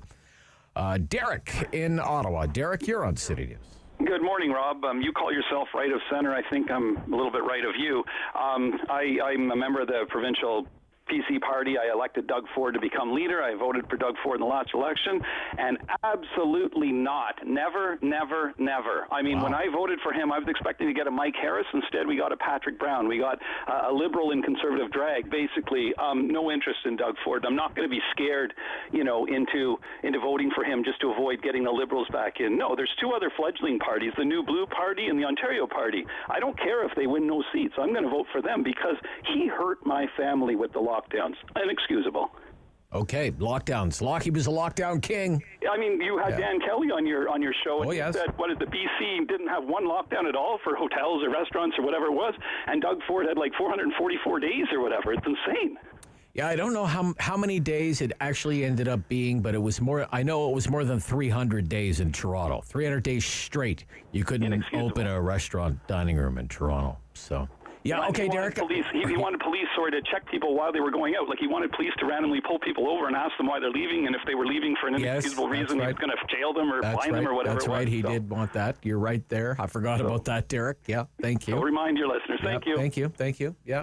Yeah, that didn't last long, did it? Do you remember that? Just random checks. And remember the police were saying, "Yeah, we're not gonna do." It was about 48 hours, right? Yeah, took about 2 days, and they canceled that one. Yeah.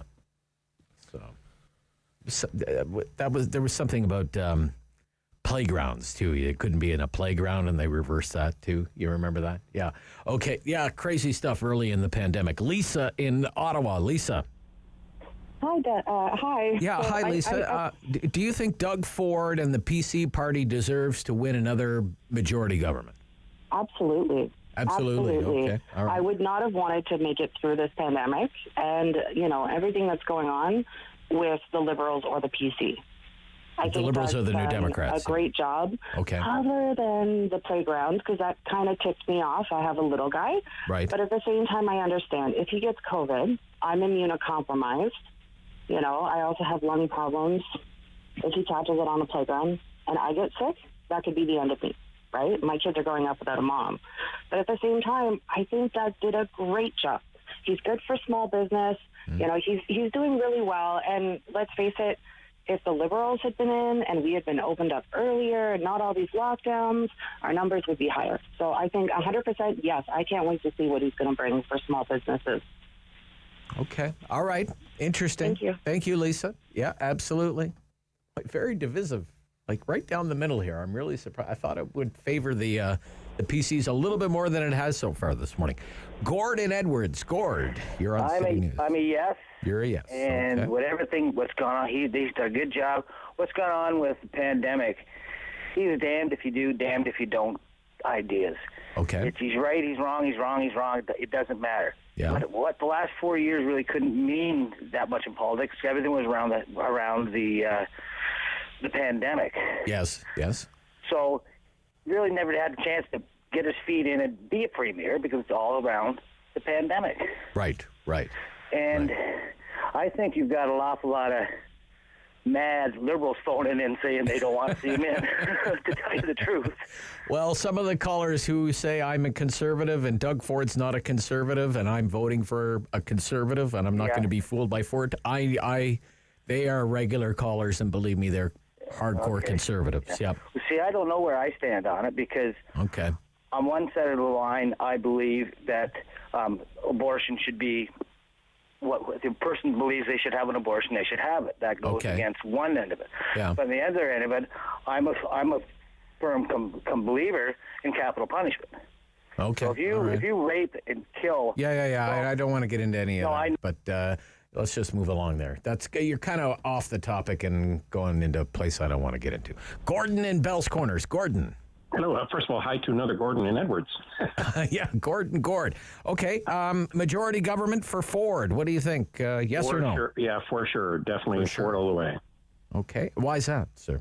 Well, I almost will lean to anyone who's more fiscally conservative. That's, that there's the social side, but fiscally, I'm very worried when you see other parties spending like there's going out of style. And it's, it's not even for me. It's more for my kids and my grandkids that I worry about excessive debt.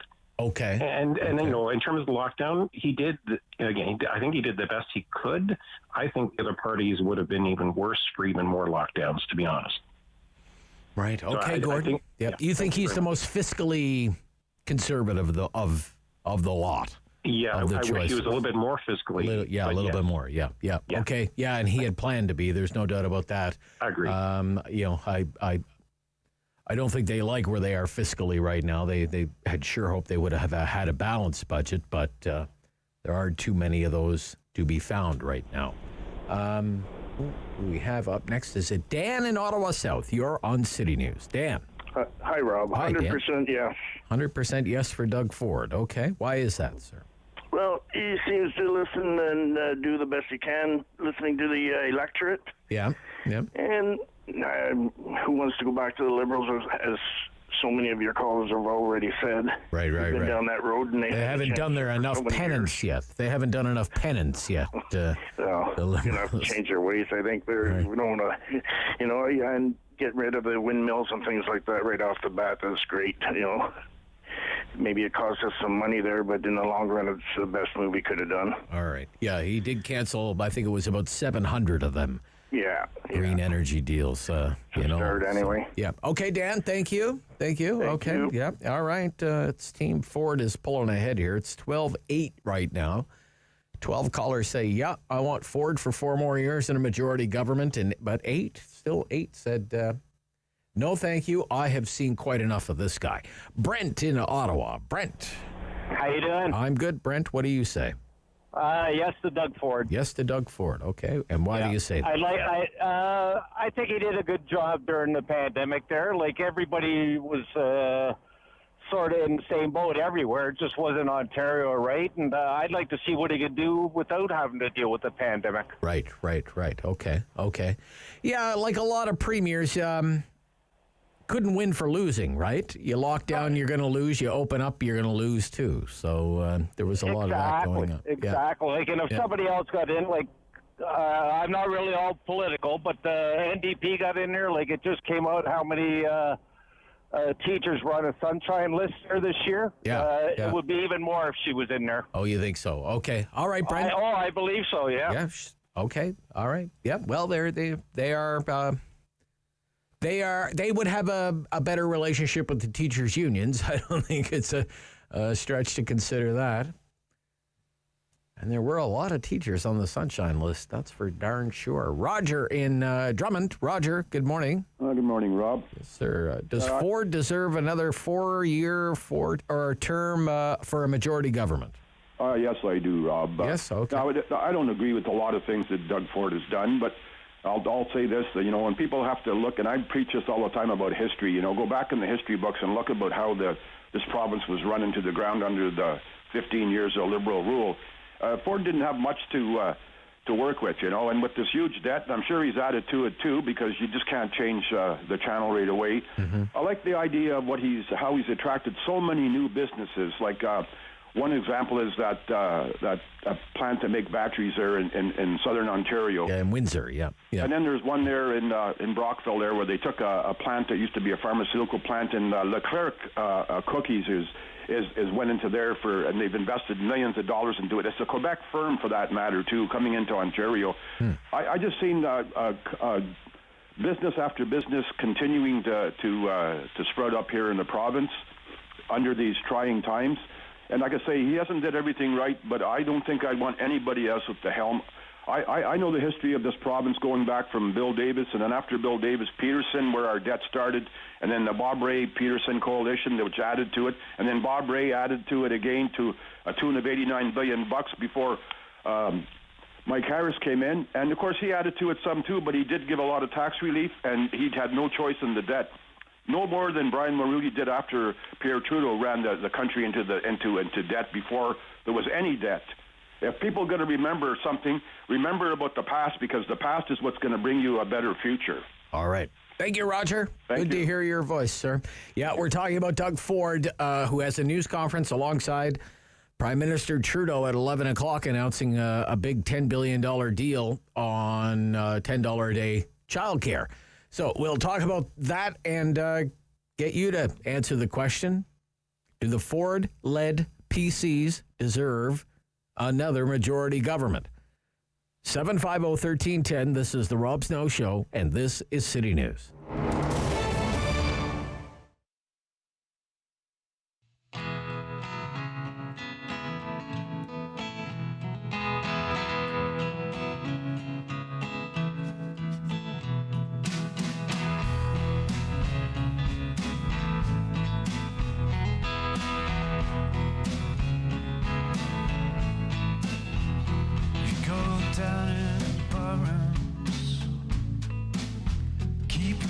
money and your shoes.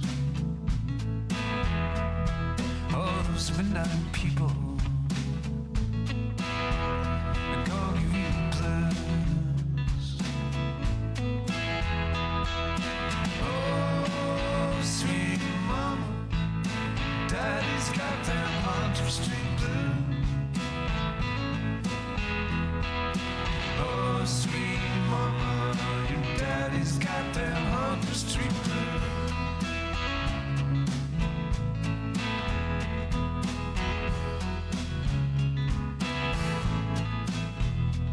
There's a stream that runs under they call it Jackson Creek. You can't take all the trouble, sink them in deep. Oh, sweet mama, your daddy's got them Hunter Street blues.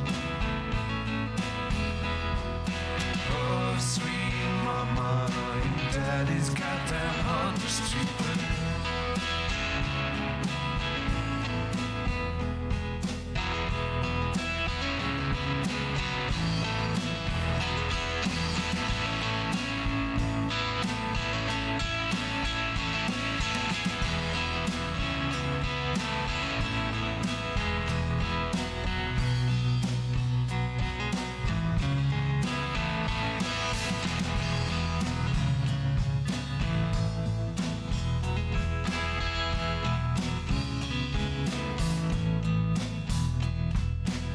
There for so long, above the corner store,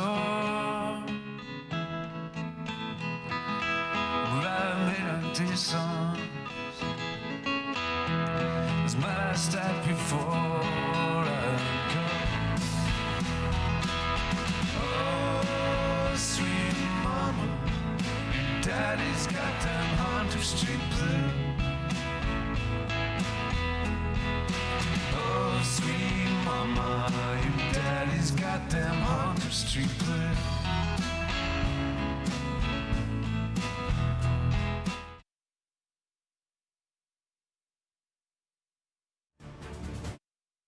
On the Rob Snow Show. Have your say and call now. 613-750-1310. So we've been asking for the hour, do the progressive conservatives, led by Doug Ford, deserve to be reelected with the majority government? 750-1310. 750-1310. 613-750-1310. I mean, there were people who didn't like the lockdowns and how long the lockdowns were. There were also people who didn't like when lockdowns ended. There were people who thought schools should be closed. There were people who thought schools should remain open and should never be closed.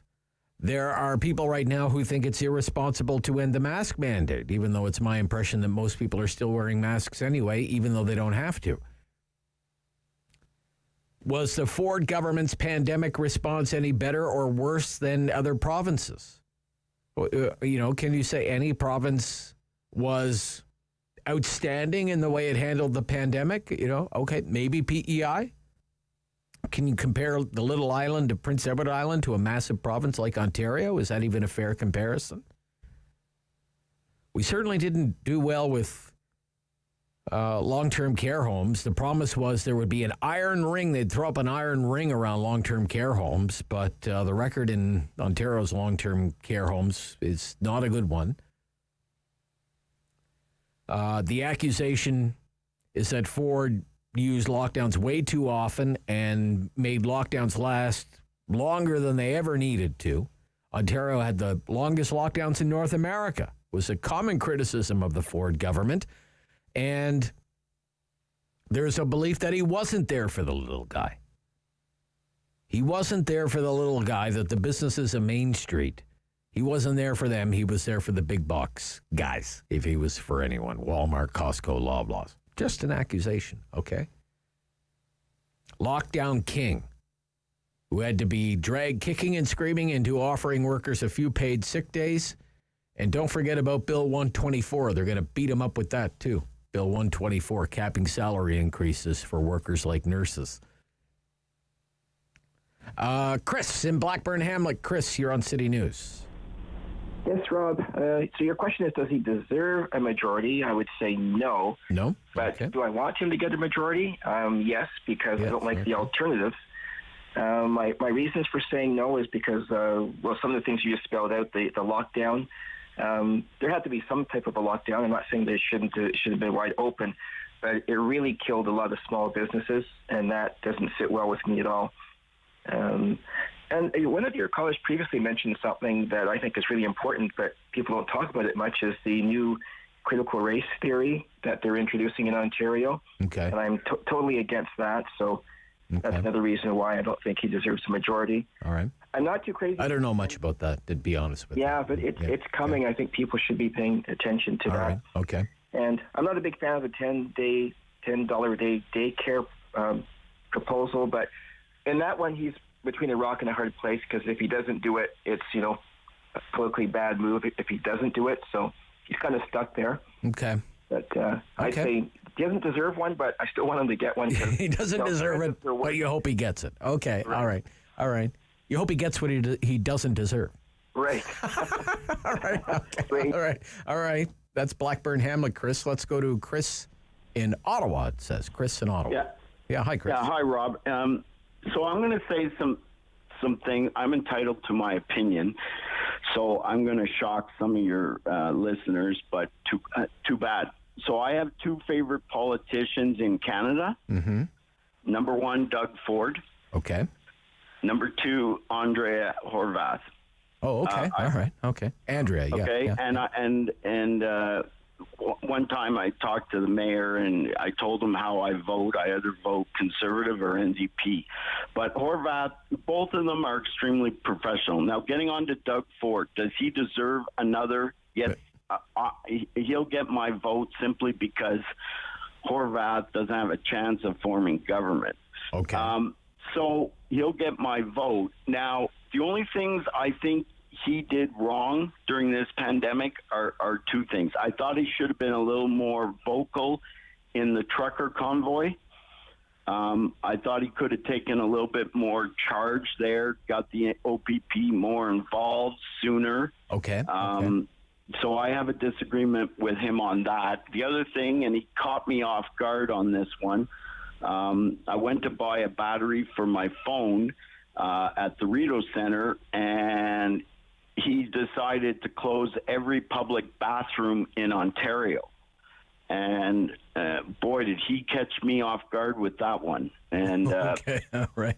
It doesn't sound like something you want to be caught off guard with, Chris, but I got you. And you're not, you had me a little bit afraid there when you said you were going to be, shocking, but you didn't really shock me. And I have registered your vote. We only have a few minutes left, so I need to fit in the rest of the calls here. VJ in Bell's Corners. VJ. Hi, Rob. Hi there. Well, first time, long time, my friend. Well, I thank you for making it the first time. Yeah. Doug Ford, majority or not? Majority, man. Who else is going to call? Ghostbusters? Yes, of course. Doug Ford, man, all the way. I don't ever want to go back to the liberal ways. And forget about the Democrats anyway. So if Doug Ford doesn't get a majority, do you really want a coalition between the Liberals and the Conservatives and the Democrats like we have now with Trudeau? Okay. All right. Yep, that's a good point. And you can well bet the PCs are going to remind everybody about that coalition agreement that's not really a coalition that we have here in Ottawa. And then that's what you could be in store for if you don't elect a strong, stable majority progressive conservative. People have short memories, man. I don't ever want to go back to liberal. I want to go back there. Okay. No. All right. Okay, thank you. Bye-bye. And I think this will be the last call of the hour. And it is Ray in Carleton Place. Ray. Yes, just quickly. I'd like to see the Conservatives in power again, not with a minority government, but what Ford went through with Trudeau and the vaccines, there'll be a 7 million, or we'll have 2 million next week, and they couldn't get it. Talk about things of a bad nature, the vaccines.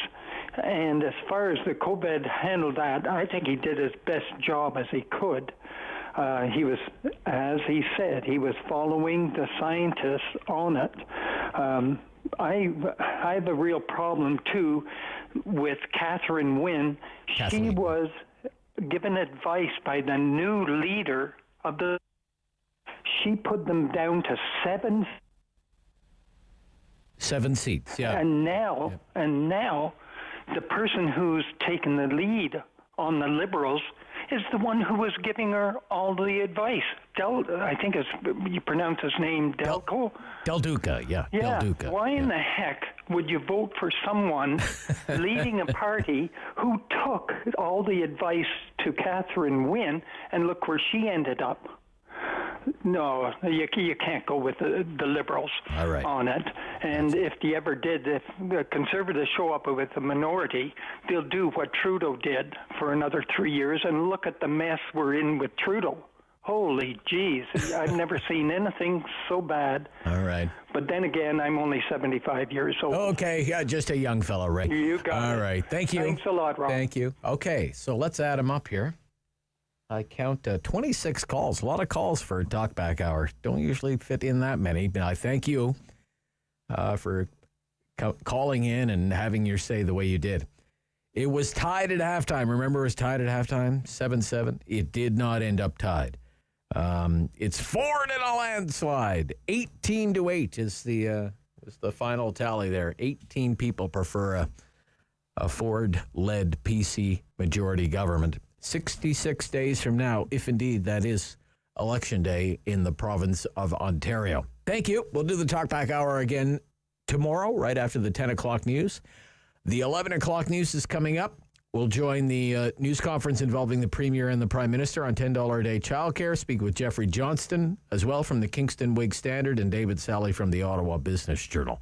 Here on The Rob Snow Show on City News.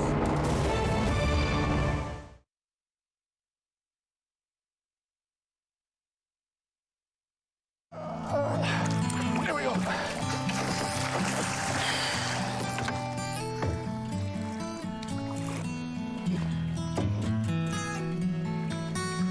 Hey, going back in, okay?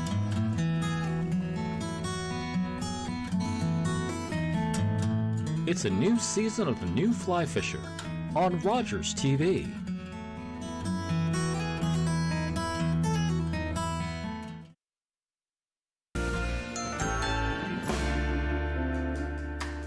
I love to make abundance boards. And why do I call them abundance boards? Because they're an abundance of all the things that you love together. There's no rhyme or reason, there's no rules. It's literally about taking a whole bunch of different ingredients and making them into something that you love, that you can snack on. Maybe curl up on the couch and have a snack night. Charcuterie is all about a meat plate. And antipasti is all about a little bit of meat, a little bit of fruit, and a little bit of snack that you might have at the beginning of a meal, like an appetizer. I like to take all of these concepts and kind of mesh them together. It's kind of like a work of art because you're creating something delicious, but you're also creating something that looks super fancy, like from a gourmet style restaurant, but just using simple things you have.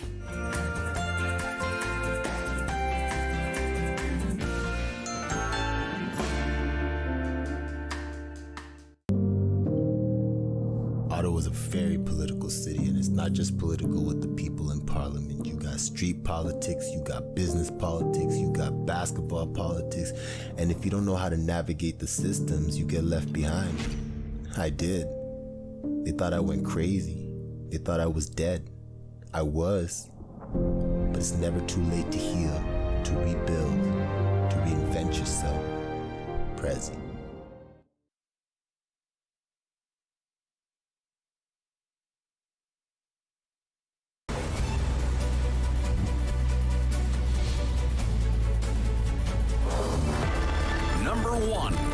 News in Ottawa and the Valley. This is City News, now on 101.1 FM and 1310 AM. It's Monday, March 28th. Good morning. I'm Andrew Boyle. Right now in Ottawa, minus 13, minus 12 in Smiths Falls, and here's what's making news in Ottawa and the Valley. A delegation of Métis leaders from Canada met with the Pope at the Vatican today, the first of several meetings with Francis this week. Indigenous leaders are looking for an apology for the abuse at residential schools run by the Catholic Church. City News Parliament Hill reporter Cormac McSweeney with more. Members of the Métis who met with the Pope say His Holiness was kind and receptive as they told their truths about their experiences attending residential schools and the harm they caused to the Métis community. The president of the Métis National Council, Cassidy Caron, says she feels Pope Francis has committed to a journey of justice. He did not give an apology at this meeting, though. She explains what she'd like to hear. To acknowledge that the Catholic Church is accountable and responsible for some of that harm to not only our survivors who are still living today, but that they're responsible for the harms that our communities still suffer today. Caron told reporters that Francis repeated the words truth, justice, and healing, something she took as his personal commitment. Now, this is all part of the Canadian Catholic Church's efforts to respond to Indigenous demands for justice and reparations that gained traction last year after the discovery of hundreds of unmarked graves outside some residential schools. First Nations delegates will meet with the pontiff on Thursday. Cormac McSweeney, Parliament Hill. City News Time, 11:02, and now your forecast with meteorologist Jill Taylor. Mainly cloudy for most areas today. Chance of flurries. It's a cold start to our Monday. A wind chill near minus 23. The high today just minus 6. The average high is plus 6. Partly cloudy tonight. Minus 10 for the low. It'll feel like minus 20. And tomorrow, sun and cloud up to plus 1. For today, the high just minus 6. And right now, feeling around minus 20 at minus 13 in Ottawa, minus 12 in Smiths Falls. A full Ottawa Police Services Board will hold the meeting, the first one since the abrupt resignation of Police Chief Peter Slowly. All three councillors on the board were replaced shortly after. Eli L. Shantiri is the new board chair, taking over from Diane Deans. Others from council taking their seats on that board this afternoon, Kathy Curry and Jeff Leeper. Now, the province announced its 3 appointees back on Friday. Among the agenda items today, asking the Auditor General to review the police response to the downtown Ottawa protests. Independent MPP Randy Hillier turned himself into Ottawa Police just after 7 o'clock this morning. Hillier wanted in connection to the downtown protest. He is now facing 9 charges in Ottawa, including 1 of assault of a peace officer. Hillier is due in court for a bail hearing today. The search for a new police chief may be on hold if the board approves that move, but candidate for mayor Bob Chiarelli joined the Rob Snow Show this morning and touched on what he believes should be the main priority of Ottawa's next police chief. One of the biggest problems they have is in the market. The market is really, really a bad place to be often because of what you see on the street. Now, he says much of that is due to drugs and homeless people and says it's affecting downtown business. Chiarelli admits it's not an easy fix, but says the new police chief should be focused on building community relationships. More than 70 Canadian gymnasts want Sport Canada to launch an investigation into what they say is a toxic culture and abusive practice in their sport. Their letter to the Director General states they can no longer sit in silence. They're coming forward with experiences of things like abuse and neglect, discrimination, in hopes of forcing a change. Athletes are calling for an independent investigation, saying complaints to Gymnastics Canada have not been heard.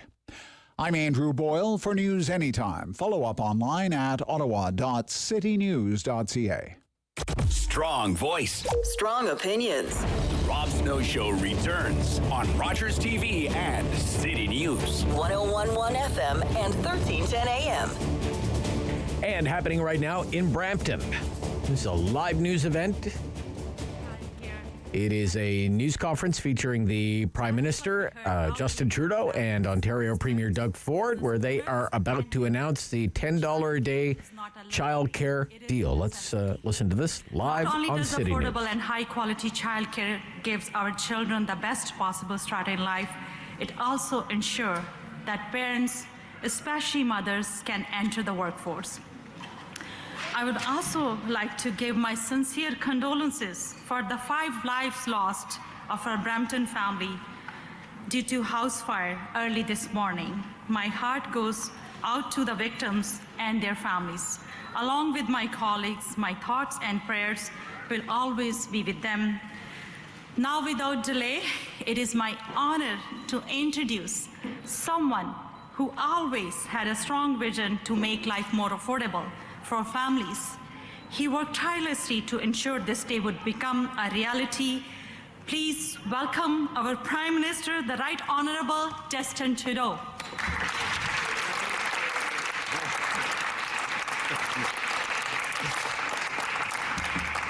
Thank you, Sonia. It's wonderful to be back in Brampton. But like she mentioned, we're all thinking of those affected by this horrible, heartbreaking, tragic fire on Conestoga Drive. I want to thank first responders for their tireless efforts, and our thoughts are with friends, family, and loved ones, as always. So glad to be here in Brampton today with Deputy Prime Minister Freeland, Ministers Gould, Hussein, Kara and Alchabra, and so many members of our outstanding Liberal team here in Ontario.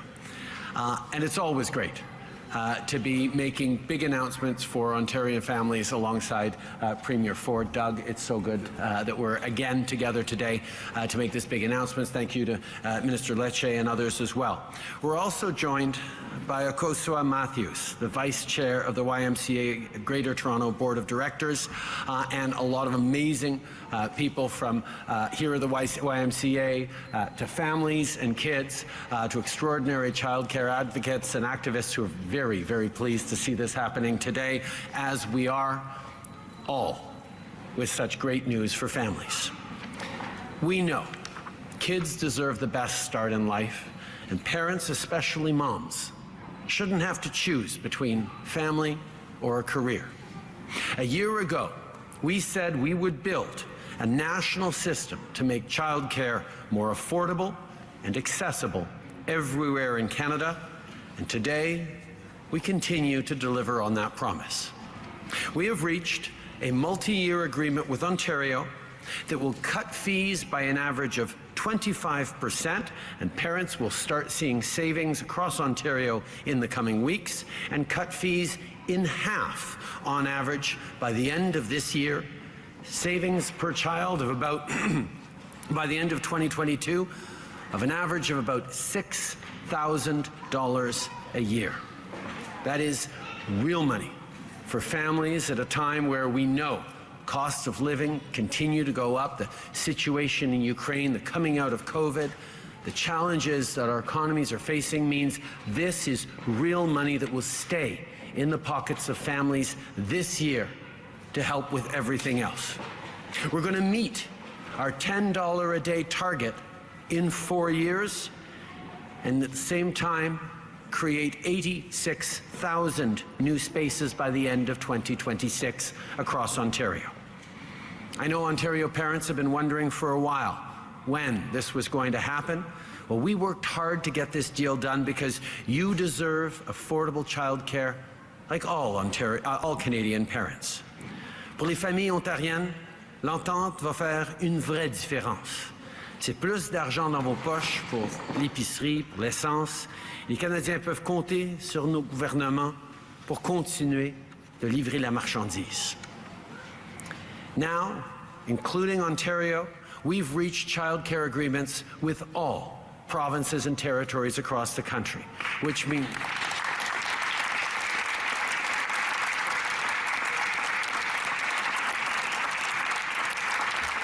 this means that Canadians, all Canadian families from coast to coast to coast will benefit from quality, early learning, accessible, affordable childcare, which is a historic moment for parents, for kids, for families, but also for businesses across the country. We know the economic growth that is unlocked when moms no longer have to choose between having a family or advancing their career. It's a benefit not just to families, not just to kids, but to all of us. And that's what's so exciting. And I want to thank Deputy Prime Minister Freeland for putting it in last year's budget and making it a reality alongside Ministers Gould and Hussein. Ahmed, you negotiated the first ones. Karina, you brought it home in some very tricky negotiations, but we are here now being able to say that childcare is becoming a reality for all Canadians right across the country.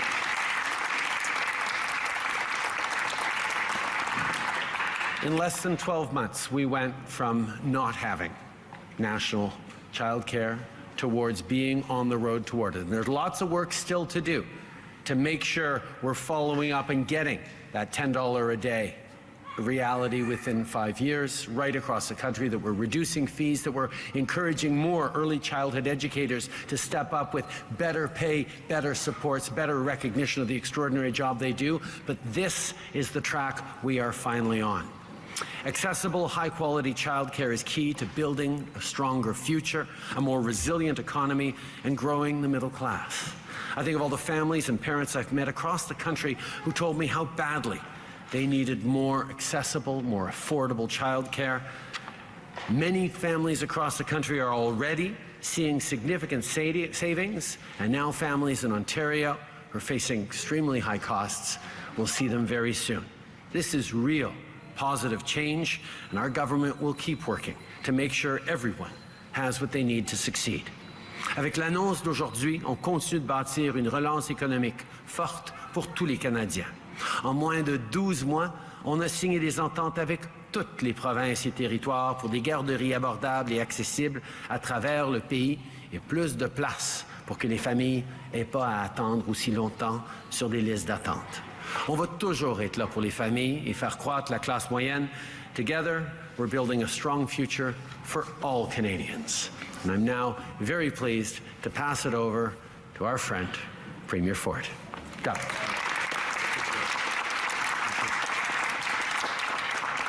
Well, good morning, everyone. It's great to be here in Brampton at the Y. Before I begin, I want to express just how sad I was to learn of the tragic deaths of a family here in Peel, including the loss of 3 precious children. And I just can't imagine the hurt being felt by the family and friends and the entire community. You'll be all in our prayers. On behalf of Minister Lecce, Sakaria, and Bethenfalvy, along with MPP Sandhu, I want to welcome the Prime Minister, Deputy Prime Minister, and Minister Gould to Brampton, and my good buddy that's been Gabre, that you've been following me around. I've been following you around for the last week, which is actually great news. Together, we're here to provide real relief to parents and families in Ontario. As we announce an agreement worth over $13 billion to deliver $10 a day childcare to mums and dads across the province. As a government, we're laser focused on finding more ways to keep costs down for Ontario families. Most recently, we did so by eliminating the cost of the license plate stickers while also refunding the fees paid over the past 2 years. And we're eliminating unfair road tolls on Highway 412 and 418. This deal will immediately reduce the cost of childcare in Ontario and provide refunds retroactive to April 1st. As the Prime Minister mentioned, April 1st is 25%, and at the end of the year is another 25%, so really instantly you're seeing the results. This is the next step we're taking to keep costs down for people in our province. I want to thank our federal partners for their collaboration, which was critical in landing this childcare agreement. It's a great deal for Ontario parents and the right deal for Ontarians. It's a deal that provides flexibility in how we allocate federal funding. Flexibility that was critical to making this program work in Ontario. It includes built-in protections for Ontario taxpayers against any shortfalls, including an automatic review in year 3 to make sure the actual costs of the program are funded. And it's a deal that secures out-year funding to underscore the long-term commitment of both governments to the success of this program. It shows what we can accomplish working together. So I want to thank my federal colleagues again for their participation and collaboration. My friends, Whether it's through the $10 a day childcare or a provincial childcare tax credit or all-day kindergarten, parents in Ontario now have access to many low-cost options for childcare and can tailor their choices to their own unique needs. As they do, our government will continue fighting to keep costs low for parents and families. Thank you, and may God bless the people of Ontario. Right. Now I'll hand it over to my very good friend, Deputy Premier Chrystia Freeland. Thank you. Okay, we're going to stop here. We'll be right back. We expect the reporters to have a chance to ask these two leaders, Prime Minister Trudeau and Premier Ford, some questions about how all of this came together. And this is a big deal, $10 a day childcare coming into effect for the province of Ontario after an agreement reached and announced today by both Prime Minister Trudeau and Premier Ford. Rob Snow Show here on City News.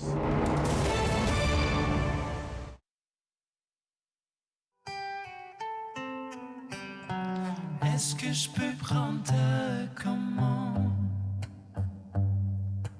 Est-ce que je peux prendre ta commande? Est-ce que tu peux me dire quoi faire d'une vie devenue carrière? Est-ce que je peux prendre ta commande? Est-ce que je peux savoir ton nom? Est-ce que je peux savoir ton nom?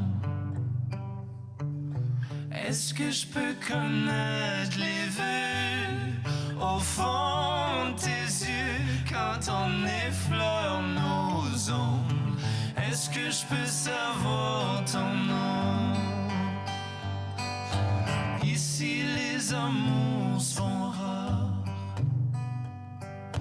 Ici les amours sont rares. Ici les amours sont rares.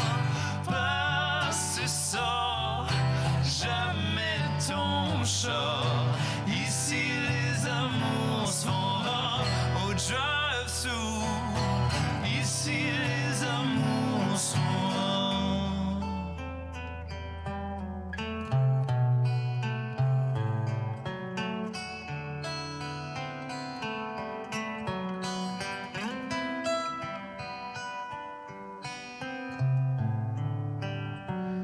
Est-ce que les mots vont me venir? Est-ce que les mots vont me venir? Est-ce que je vais finir par dire comment je me sens? Est-ce que je pourrai le faire rire? Est-ce que les mots vont me venir? Est-ce que les mots vont me venir? Ici les amours sont rares. Ici les amours sont rares. Ici les amours sont rares. Passe ça, jamais ton char. Ici les amours sont rares. Au drive-thru, ici les amours sont rares. Ici les amours sont rares. Au drive-thru, ici les amours sont rares.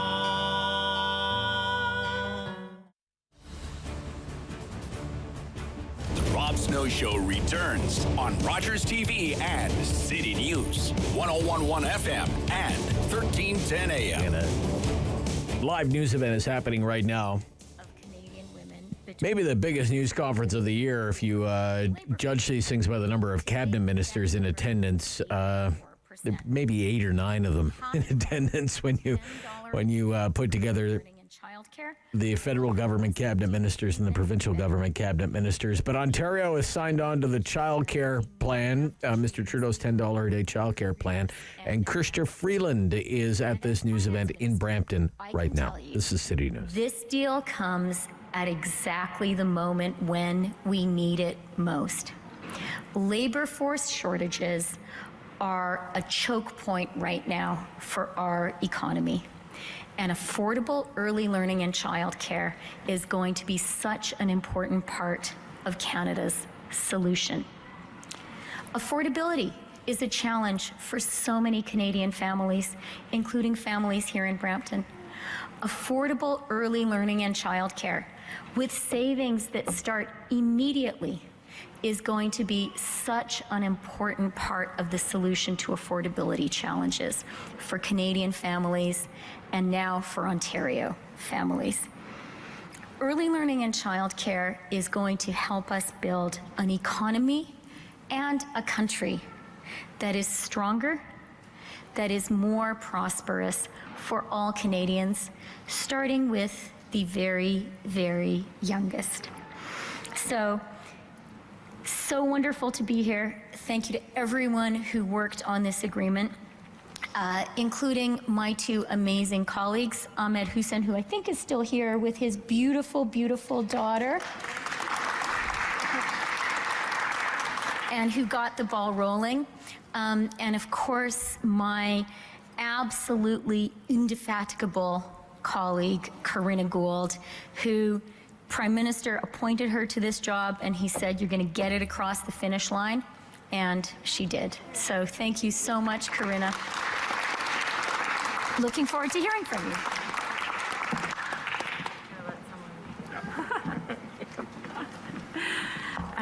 Great. Thank you so much, Christia. Thank you so much, everyone, for being here this morning. Good morning.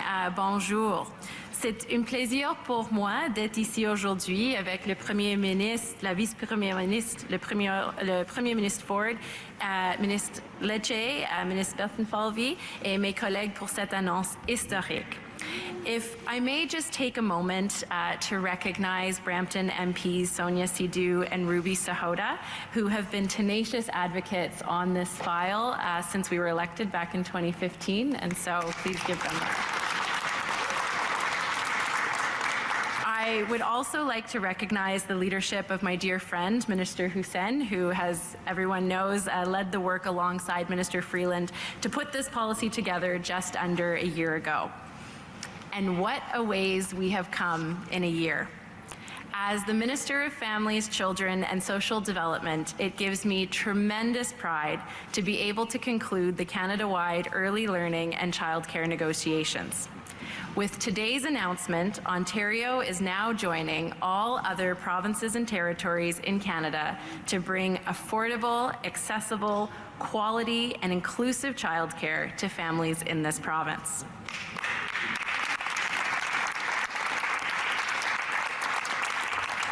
And as a mom in Ontario, as a parent with a child in daycare in Ontario, I committed to Ontario families that we would get this agreement done for them.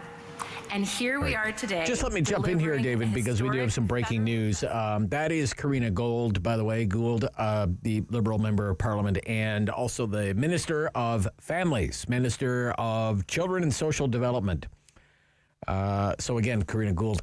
Again, following up on this announcement, $10 a day childcare, kind of telegraphed over the weekend that the two sides had reached this agreement. Now it's been made official by both the Prime Minister and the Premier, and there will be rebates on childcare fees. They said retroactive to April 1st. So we'll have more details on this during our 11:30 news.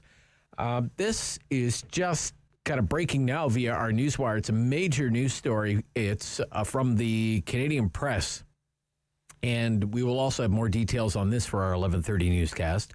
But the Liberal government, the federal Liberal government, is expected to announce today that it's going to enter into final negotiations to purchase the F-35 fighter jet. They apparently both government sources and industry sources have told the Canadian Press the negotiations with the manufacturer Lockheed Martin are going to be announced at a news conference this afternoon. That source spoke on the condition of anonymity. They may not be named because they are not authorized to comment publicly. It doesn't mean it's a done deal, according to the Canadian press. It means that they're just finally on the verge of choosing a replacement for the CF-18s. You may remember, of course, there was already an agreement in place and a plan in store under the previous Conservative government to purchase the F-35, and then the election came, 2015. The Liberals won, and they shelved that. Apparently, the government is planning to buy as many as 88 F-35s and will spend about $19 billion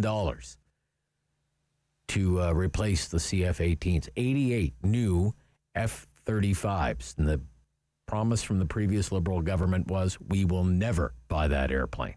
We will never buy that airplane. Well, here we are some 6 years later, and it appears as though that is the preferred aircraft. Okay, what do you want to do here, David? It's coming up to 11:26. Go back to the news conference? Yeah, let's go back to the news conference here. Again, Karina Gould, Minister of Families, on $10 a day childcare. The year, the average fee for licensed childcare, including before and after school care for 4- and 5-year-olds, will be reduced by 50%.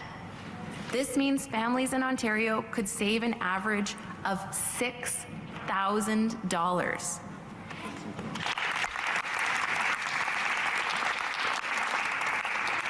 Imaginons ce que cela représente pour chaque famille.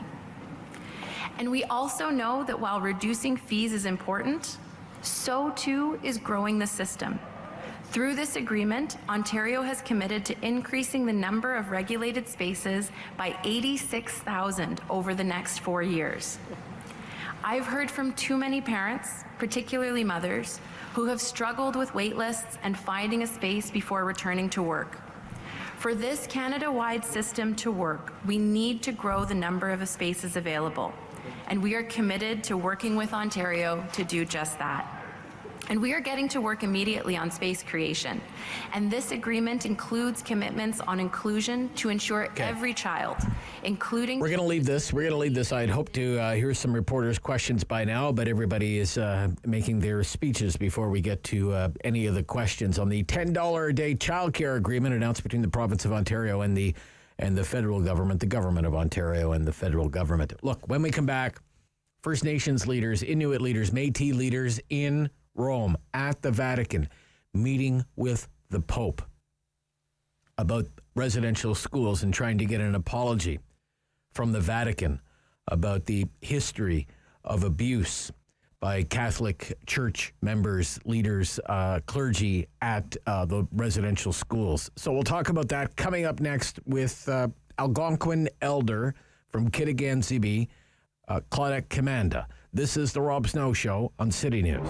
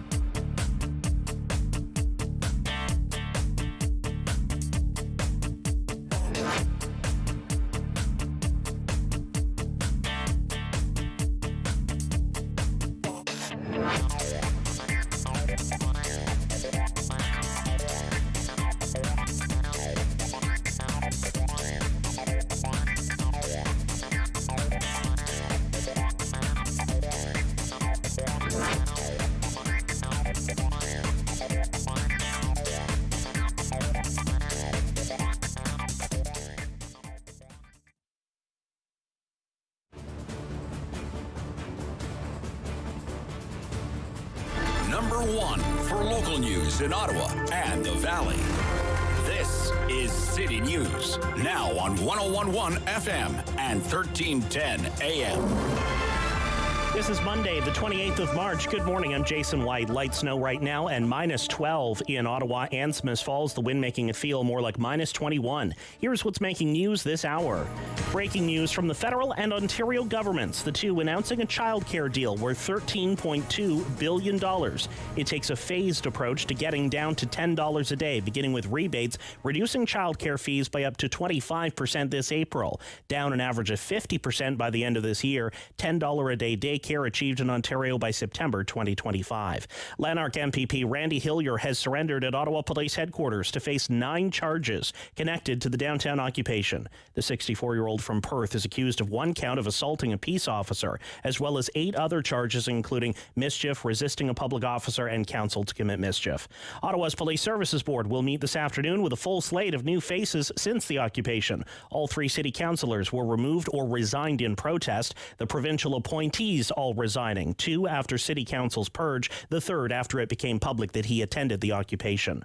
Ottawa residents will soon have another way to get to Toronto, a new low-cost bus offering 1 daily trip in each direction from the Byward Market to Toronto's harbourfront. It's from Flixbus, a German-based company. City News Time, 11:32. I'm Jason White. For news anytime, follow up online at ottawa.citynews.ca. Firm. Fair. Fun. The Rob Snow Show returns on Rogers TV and City News, 101.1 FM and 1310 AM. And it's 11:32 now, 11:32. Pope Francis listened to 3 Métis survivors of church-run residential schools tell their stories during an audience at the Vatican with the first of 3 Indigenous delegations today, described by the Métis National Council President Cassidy Caron as a comfortable meeting that the Pontiff sat and listened, nodded along as survivors told their stories. The survivors being described as brave, courageous, wanted to make sure their voices were elevated, and that's exactly what they did today. The Pope did not issue an apology, however, for abuses that took place at the church-run government-funded schools for Indigenous children that existed going back to the 1870s all the way through to 1997 in this country. But he did, however, speak of truth, justice, and healing. And with that, I welcome back to City News this morning Algonquin elder from Kitigan, Zibi, and Executive Director, First Nations Confederacy of Cultural Education Centers, Claudette Commanda. Good morning. Good morning, Rob. How are you? I'm good. How are you? Oh, I'm doing well, thank you. Good, good. What are you hoping will happen this week with these meetings in Rome? Okay, first, I begin by expressing that I am not a residential school survivor. And I'm not quite certain if my voice speaking on this visit to the Pope, speaks, for the residential school survivors. But I can tell you that I'm speaking from that point of view as a survivor of day school and as a First Nations person, as who I am as Claudette Commanda. So what am I hoping that will be accomplished from this visit to the Vatican? Well, what am I hoping? I have no hopes. You have no hopes? No, and I'll tell you why. Okay. Well, first, let me backtrack. I do believe there's always hope. There's always hope. But do I believe that something concrete is going to come out of this visit? I don't think so. I mean, if this morning's news that has mentioned that the Pope has not given an apology to the Métis delegation, if this is an indication of what's coming, then I feel very sad for the First Nations delegation, because I'm sure that the Pope is not going to not give an an apology to one group and give an apology to another group. It has to be fairness between the three groups. But when we narrow it down to the First Nations delegation that has gone to Rome to seek an audience with the Pope for an apology, well, how I feel about this is that apology is words. What I would like to see is action that's going to come out of this apology.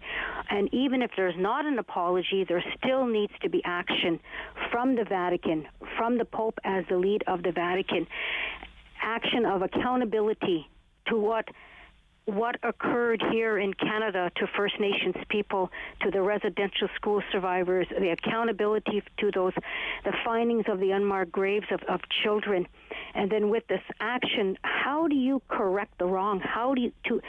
A wrong was committed and it has to be corrected. He speaks about truth, justice, and healing. But this is what our people have been saying all along.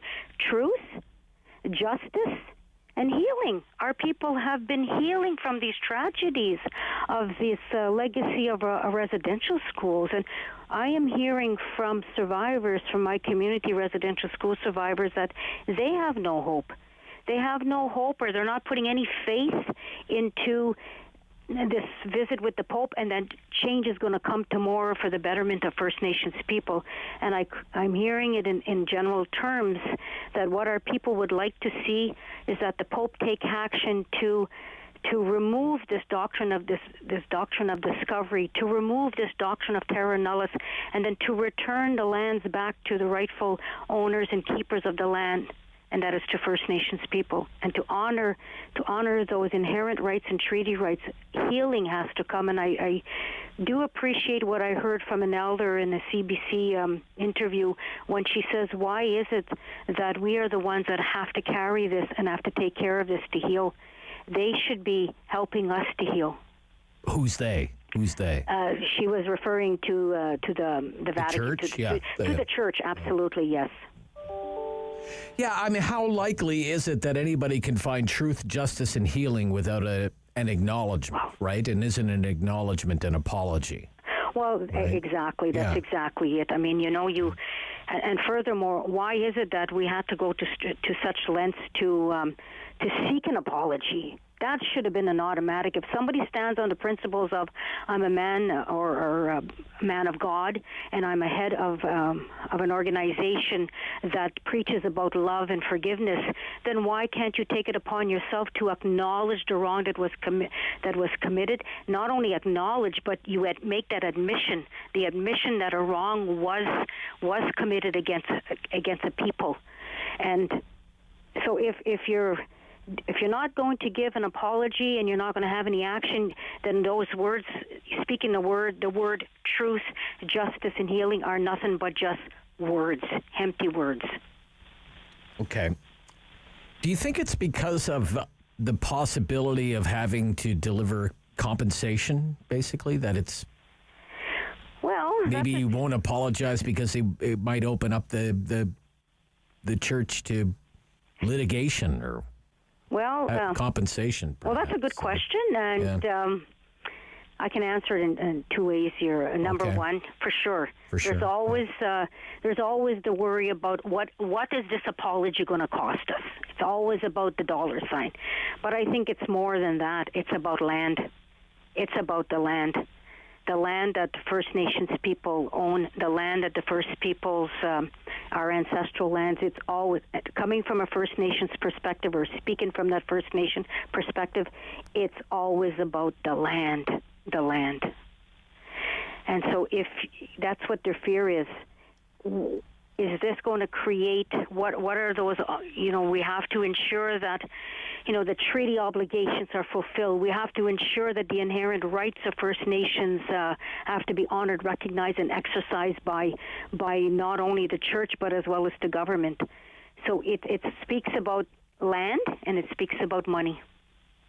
Okay. As I understand it, the Catholic Church was the most pervasive operator of these government-run residential schools, about 3/4 of them. But it wasn't the only church. The Anglicans ran residential schools. I don't know about Presbyterians, but major Christian denominations ran other residential schools throughout the country. Have other, do you know, Claudette, Commanda, have other denominations, other churches, have they acknowledged or apologized for their role in the residential schools disaster? Well, you are right when you say that it's not only just the Catholic Church that was responsible in administering or running these so-called residential schools. Yes, there were other church denominations that were involved, and I believe that all church denominations, whether it was Anglican, Protestant, or Catholic, they have to be held accountable to the wrongs and the abuses that were committed to First Nations children in these places called schools. They need to be held accountable. They need to acknowledge, they need to answer for this, period. Now, I believe that at one time, the Anglican Church had made an apology, but it was just an apology to say we acknowledged a wrong and we want to work towards reconciliation. I mean, I could be wrong, but I seem to recall the Anglican Church have taken a lead in working with residential school survivors. Okay. You've always been about action. Whenever I've talked to you, you're not much for words anyway. That came out of the Truth and Reconciliation Commission. It came out of the first National Day that you wanted to see action on truth and reconciliation. You wanted to see action on the recommendations coming out of the Missing and Murdered Indigenous Women inquiry, and you want some action here. You've had enough of the words anyway, right? Absolutely. Words are, anyone could speak nice words. Anyone could say nice words that make warm, fuzzy, feel-good feelings, right? Mm-hmm. I mean, words are words, but it's action speaks much louder than words, absolutely. Okay. Claudette, Commanda, thank you so much for taking the time for us today and sharing your perspective. Thank you. You take good care now. You too. Okay. That's Claudette, Commanda, Elder, Kitigan, Zibi. 11:43. I am coming up. It is a Money Monday. Peter Fraser is going to join us, certified financial planner and portfolio manager with Cardinal Planning and Manulife Securities here in Ottawa. So we'll talk about that coming right up on City News. So the Women's Business Network is a volunteer-run association that achieves its strategy and vision by supporting women to achieve their success on their own terms by providing development opportunities, valuable connections within the organization itself, and it facilitates member access to growth within their business and careers.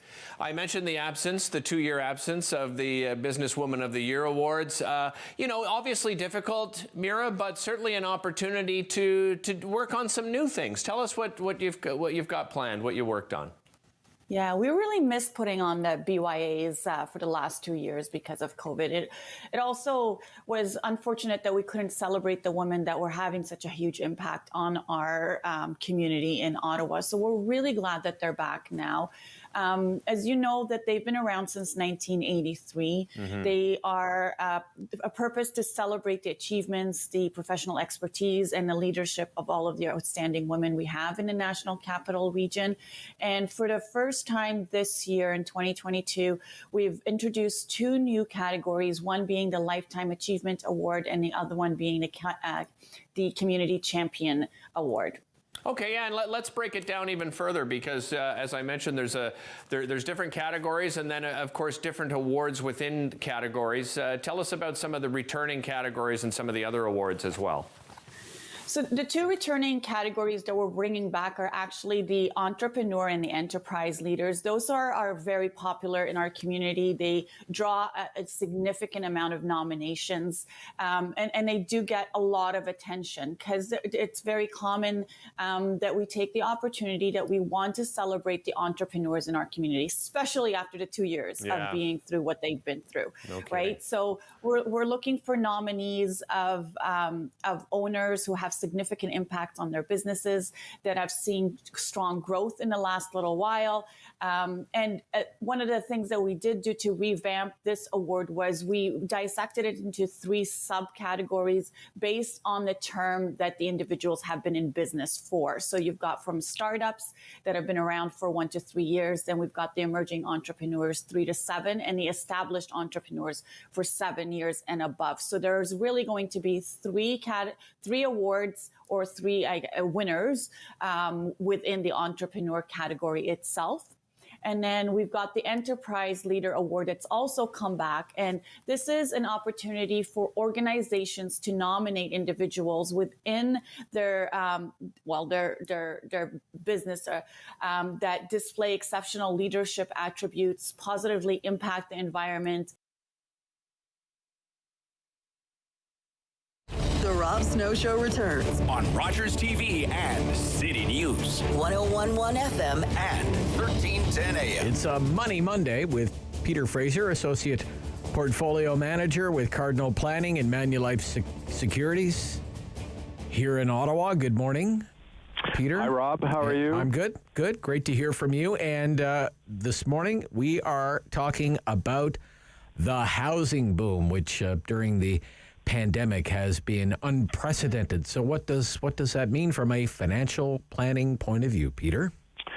Well, a boom's always nice if you were in it, don't you think? Yes. Yeah, if you're on the outside looking in, not so much. It's happening to somebody else, it's not a lot of fun. But yeah, I thought we could do a little bit of housing and mortgage specific talk today, because obviously shelter housing is a central piece in everybody's financial plan, whether you're trying to acquire one, maintain one. When you've got one, most people want to pay it off. So obviously housing is one of the biggest goals in almost everybody's plans. And Canada and housing pricing presently is kind of crazy. As a matter of fact, it's worldwide. But these 2 years of pandemic have, brought us to a place that I would say most people agree that if we don't have a crisis at the moment, that one is certainly forming and getting ready to play out. So, wow. BMO does what's called their annual financial progress index. I actually thought this was a good piece of information, not surprising, but obviously worry in ascendancy when it comes to housing, especially among Gen Zs. These would be the people on the outside looking in. That's not surprising, but by late 21, home prices in Canada have become 19% beyond the borrowing capacity of the median income household. Like, that's a lot of words, but bear in mind, a lot has been made of the middle class. That's about a $65,000 family income. And today's research is just indicating that housing is beyond the capacity, 19% beyond the capacity of that average household to afford a home, and they're expecting that number to double. In other words, to go to about 38% by the middle of this year. Reach. Wow. Yeah, by mid-2022. So we're in March. The Ottawa house price is around $780 or so, I'm told. RBC says that's the worst level of affordability in 30 years. So, I mean, we can replow this field, but record low interest rates, of course. The pandemic saw a big shift in many home buyers' preferences. So some people decided to get bigger, but there has been an awful lot more activity and volume. You and I have talked about this net worth increasing for most Western countries' jurisdiction. Ottawa was no exception. So excessive household savings made people willing to spend more, and the speculator issue, which we'll talk about in a few minutes when we try to offer some solutions. But high prices draw speculators. Okay. So what do you do from a planning perspective? It sounds grim, but there must be ways to I think there strategize around it, right? I think there are. Yeah, and these next 3 are specific. I mean, if you're hold on, Peter. Just hold on. Your phone is breaking up, so we're just going to get David to put you on hold for a second here. We have this kind of classic little VoIP delay noise. Okay. I'm going to reset the phone. Yeah, okay. Do you still have the Trudeau news conference running over there? He's... Of course, he's speaking French. The Prime Minister is speaking French right now because that's perfect timing when we do a live radio show. Okay, and we'll try to reconnect with Peter. I think we have Peter back. Okay, there we go, Peter. Yeah. Check the battery. Yeah, okay. All right, much better, much better. Okay. All right. So let's strategize because there are ways to think about this from a financial planning point of view. Go ahead, Peter. Sure. On a practical level, you could consider moving further out. We've talked about that a little bit. You could consider another province. In fact, in 2021, more Ontarians moved to Quebec than in the past 30 years. So about 16,500 families migrated to find that there is a widening price gap between those jurisdictions, and the number of Ottawans who bought over there doubled in 2020. So that's one idea. Another one is just consider scaling down what you're looking for. Probably not what you're looking to hear, but if you're determined to get in, then maybe just go for less to start with. Number 3 and number 4 are interesting and also maybe the hardest, but the laws of supply and demand, I think, are going to begin to favor the patient, so some measure of delayed gratification. There are things at work that I think look to be curbing demand, and supply looks to be coming online. So home builders, for instance, have committed to about 25% more new builds. That's a big number, 1.9 million to 2.5.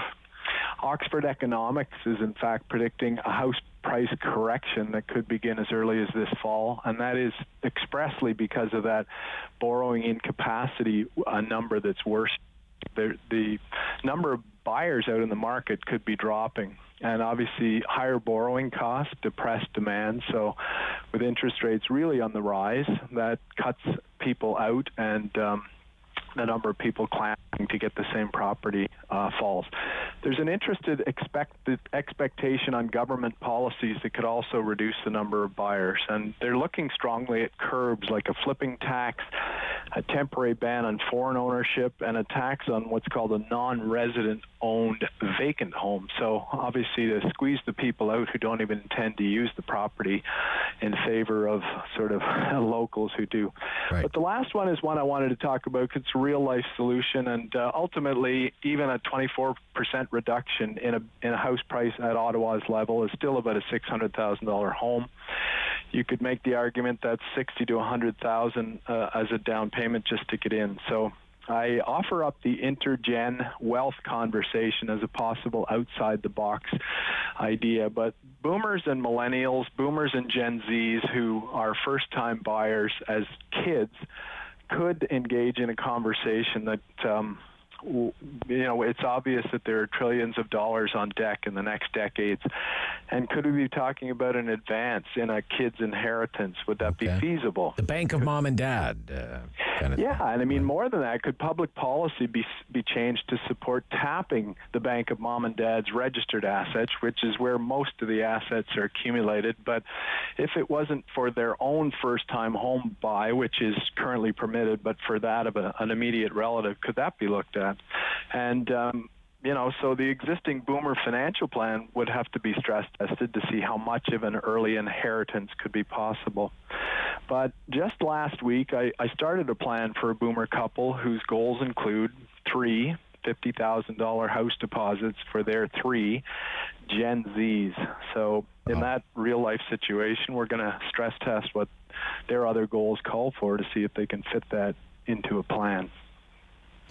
So when parents do, say, advance those funds in order to help with down payments, because there was a news report several months ago that on average when they do that, it's north of $60,000 is like the average gift, and in Toronto it was like $86,000. What are the financial planning things to keep in mind there? Are there potential penalties that need to be paid or anything like that? Or no, I mean, if it's a registered asset, so if it's an RRSP or a registered retirement income fund, withdrawals from those are permitted, but those are, pretty extremely heavily taxed, we'll put it that way. A lot of people continue to defer those until as late in life as possible. Right.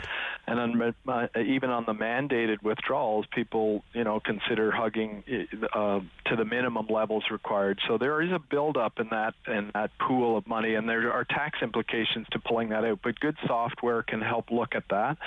If it's a non-registered asset, of course, you want to test as well for if I have to dismantle something that may have a capital gain that affects me. So it's not without consequences, but that's where the money is. I'll put it that way. And I think the opportunity to just stress test that, because, in order to generate 60,000, it may mean that was 85,000 as a gross number. Ah, I see. Okay. Look, that's very great advice. You have a number of links, right, and sources. Great affordability squeeze. Home buyers confront rising costs from RBC. There's the Manulife Bank Fall Debt Survey from December of last year. Oxford Economics, as you mentioned, just out recently, and a recent article in the Financial Post as well. And all at cardinalplanning.ca, Rob. Excellent stuff this week, Peter. Very interesting on a very important issue. We'll speak next week. Thank you. Yep, Peter Fraser is Associate Portfolio Manager with Cardinal Planning and Manulife Securities. That's it for the Rob Snow Show. Sam LaPrade standing by with the Sam LaPrade Show right after our noon news update. This is City News. The Rob Snow Show. Weekdays at 9 on Rogers TV and City News. 101.1 FM and 1310 AM. Number 1 for local news in Ottawa and the Valley. The